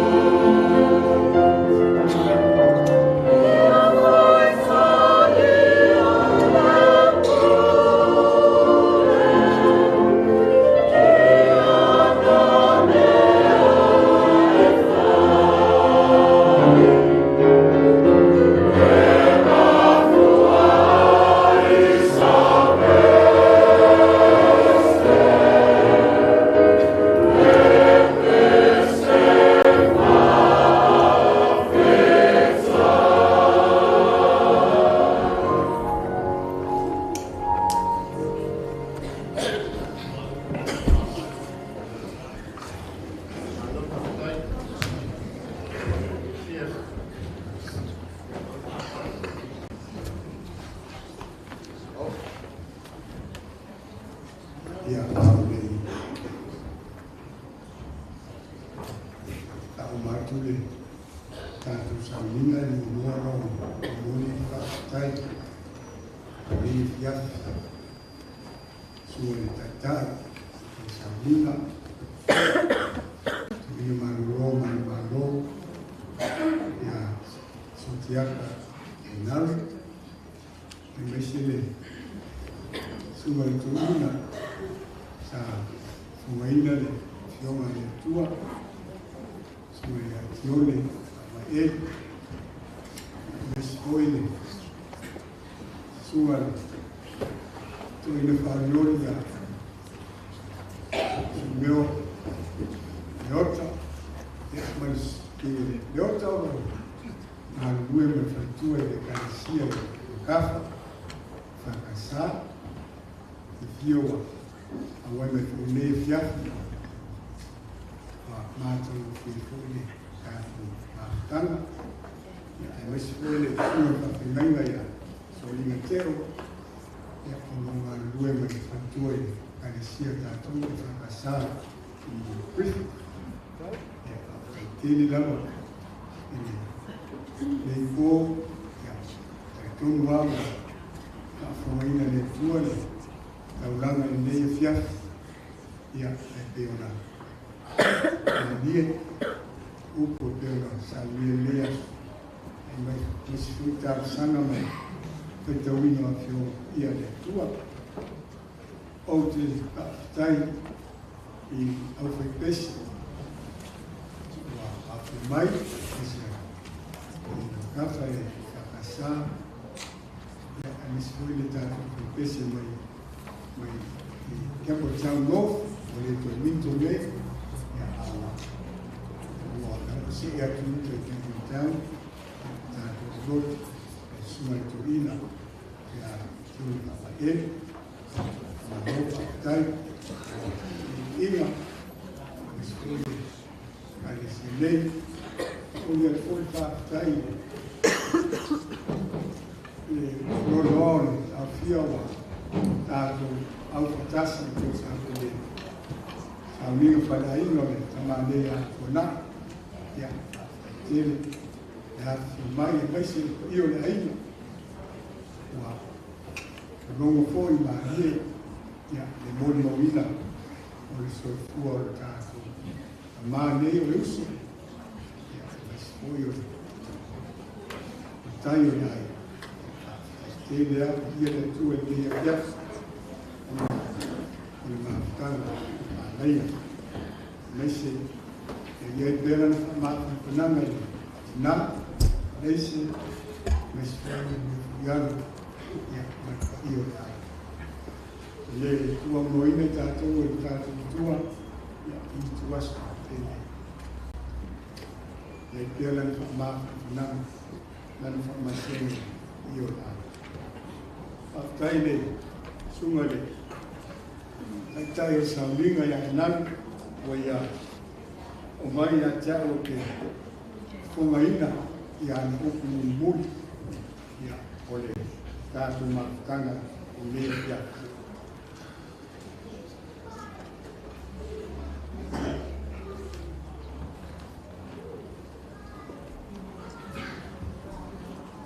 Ua tautonga le leile siusi manga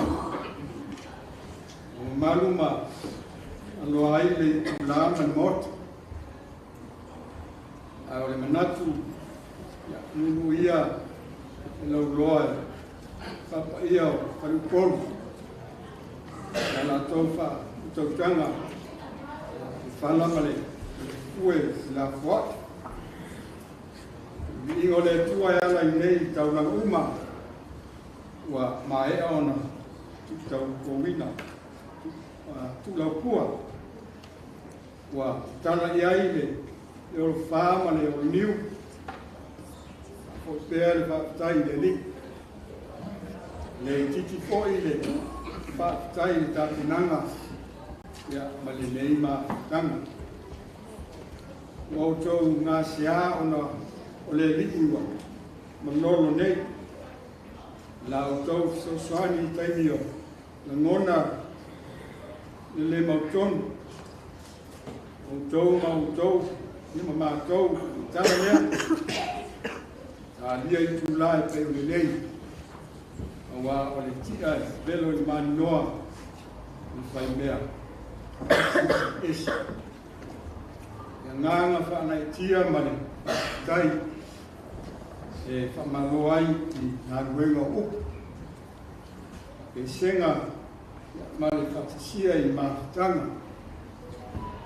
Tono whaingatā o iei ni whamumoe tau tai aeni na ia mai whamako. Tāro whai le whai matu male tāko inga. Wāwhe tualangi ni whamumoe ia Tato. Wa o tau masani ai o tātou masani. Lei tula o le whanua male tāpua whanua. O se māmitu. Tā liu, leanga, ia e ko e lava. Lou le akia. Tō ale sā o le tui manua ia ane. E lotu whae ainga, e whaawawai sauninga o le whale lausi. E tu aso nei e a whano, e tau lava ina o pai I vai ia le bata. Wai whaingatā ia kia. Ruina, lafo tunga. Ai inga tasi tātou ia ua tana o tāra ina mata. O le sisi o manga, lautua ina ia fiafi pe o le nei. Tulo ai whanua, matapu o whanua. Mai pai le manai. Ia le paia, ia lo sina, mea te whea. Io ainga sa Amituana'i, mani sunga sa wai naia. Nā oluma mui pola, a fio li o pai pai. Me o li tausi le ainga I saluanga. E nane itu tungata. E a fwoi ainga matama, I wha utautanga tu mua makule. Nua I whatui matotoo. Pea le whaneanga fulu, ma le tautoto. Ai o tana le nā o le tua, ma lo le masa lau ma tātou whisanga I e pea, I uru la pala. O launga e aunga I manuia, ai ua ngasi ai te. Ua le mā lo I le langa, e ngā ngana o le nei whaalinga, e le tau whainoaina le tamara. Mani toa I le tui manu. Mali e whanga I pau I pāu. Mali e papa I ngala. Mali e lau manua I tui I toa. Mali e lau ia sa au I basa lua. I tala lea. I afi e. Sunga I whangaina. Le au kimisiano, le au kia o potu. Aua ne lea lea. Usi o whengainga, ka le sia tatai manofu atofi, aua ni isaa I sakaramete. Ainga, wo mai masani, aua ni ngoto fitu pula. E tu sipa le adi, lama pea motoa. Sa ulie tato uma, o le moni mawina atu o le neita make usiano I lona o tai. Lona atua, o lota atu tua. Ia manuia le po. Nā, whai u tātou I lona vi inga e fits, lona vi inga e fits.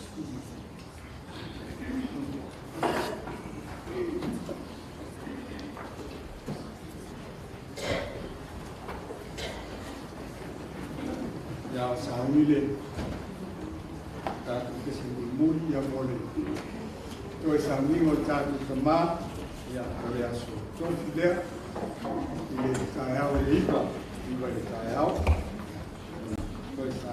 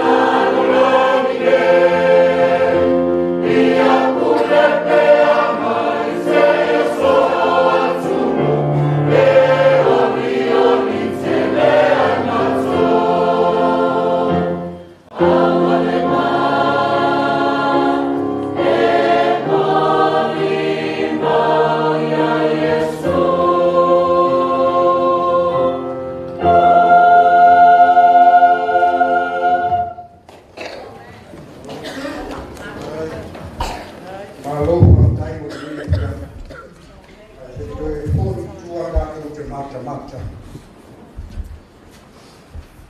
Ya, e tamaua, ore mata. O mole i e mahangalei.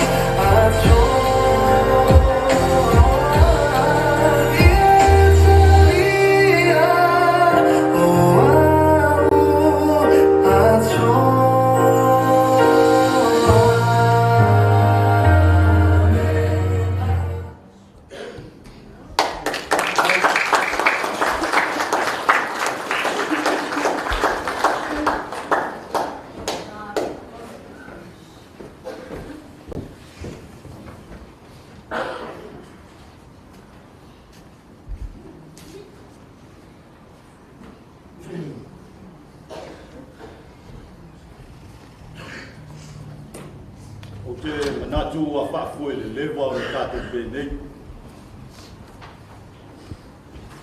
Ka tonu foi wa maisi vela o whala. Ai eile upo le atunu ue vela le whala e aue te whapito la o whala. Ka tonu o leo wa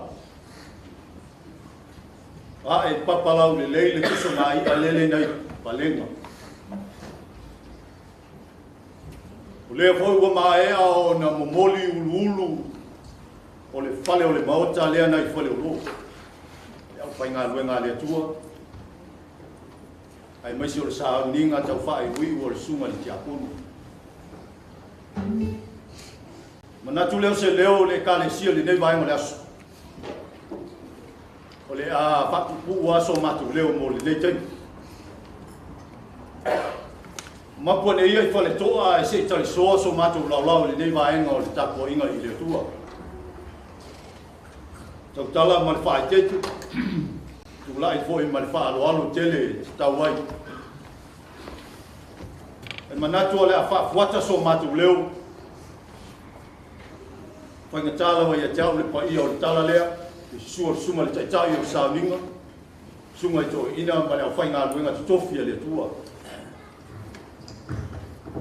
Ai tai nale le pai o le langi ma le langi le si taimi na o le iai o se tala atu si taimi o muli mai. Tulou na lau. A vea lau whata wa. Se whai ma whonga o le Kristeni, o le mafutanga atina, ale e kale sia perpeleane sa moi la kempa nei por pia sia I loai. Ma tau te wala au wha awa awa tuai. Lau sunga le taitai o sa winga. No fua tau ina. Wha whea ngainga o tato usa e kale sia le whakasa. Pa ia lasi o ainga nganlua. Pa holo ma ngawhai sili I langi. Pa ia o awhai pese. E kale sia e fia o whai na tato mafuta. O wowo ma au me mai. O Samoa o poto o tatou uma I lalo ifolo na malu de mala watu ma whawa si o tatou mafuta tua I tua le o se toli se mua si fai se vai bebela tu lo le malu le tua se tali la o tou sua walu le afiafi o wha ngas ele uma le vale alofo le kale sia nei pa ia le ainga ngalua na utalainga wasi fiti mal pa ia ainga ngalua se fa mai atuana I mea ia le kalesia. A foi maia ia na la fole pa ia ainga na lua la te fa mai na le fiafi le nei. I tu maanga I masani ai lo tatu waturu ma fiafi ma po fa penei. Sa matu tala le nei umi fa ma sa matu fa talanga I tu le ho. I le ava lava ma fa lo. Fa tak.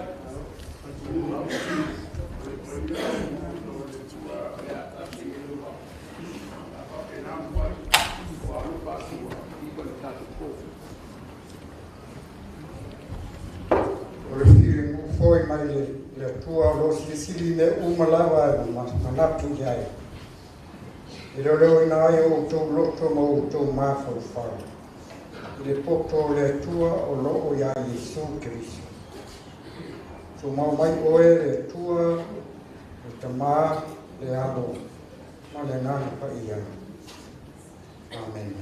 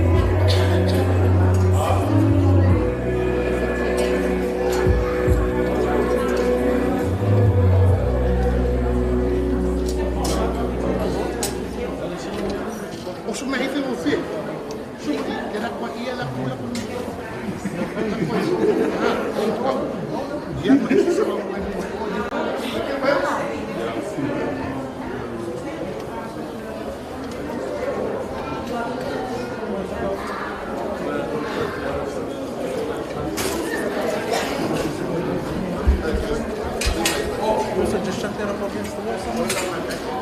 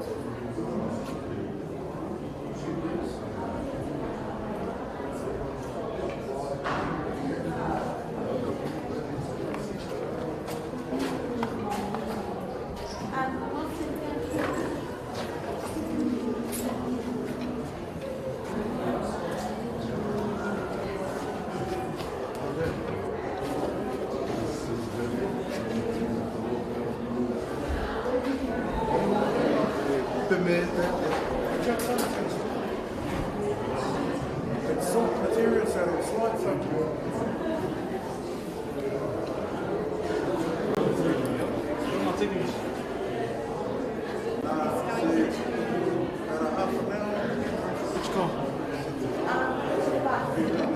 Is it unlocked? Is it unlocked? Just got to lock the It's only slipping on the top.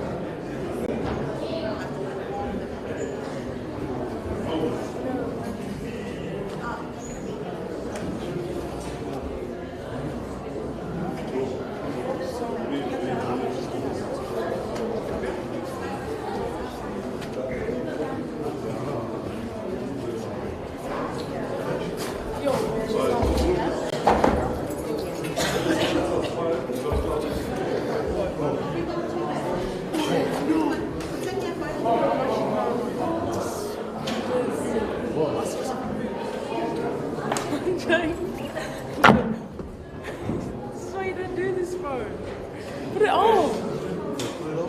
Yeah, How's the camera going? It's on the Bible. Wilson. Ross, what does the camera?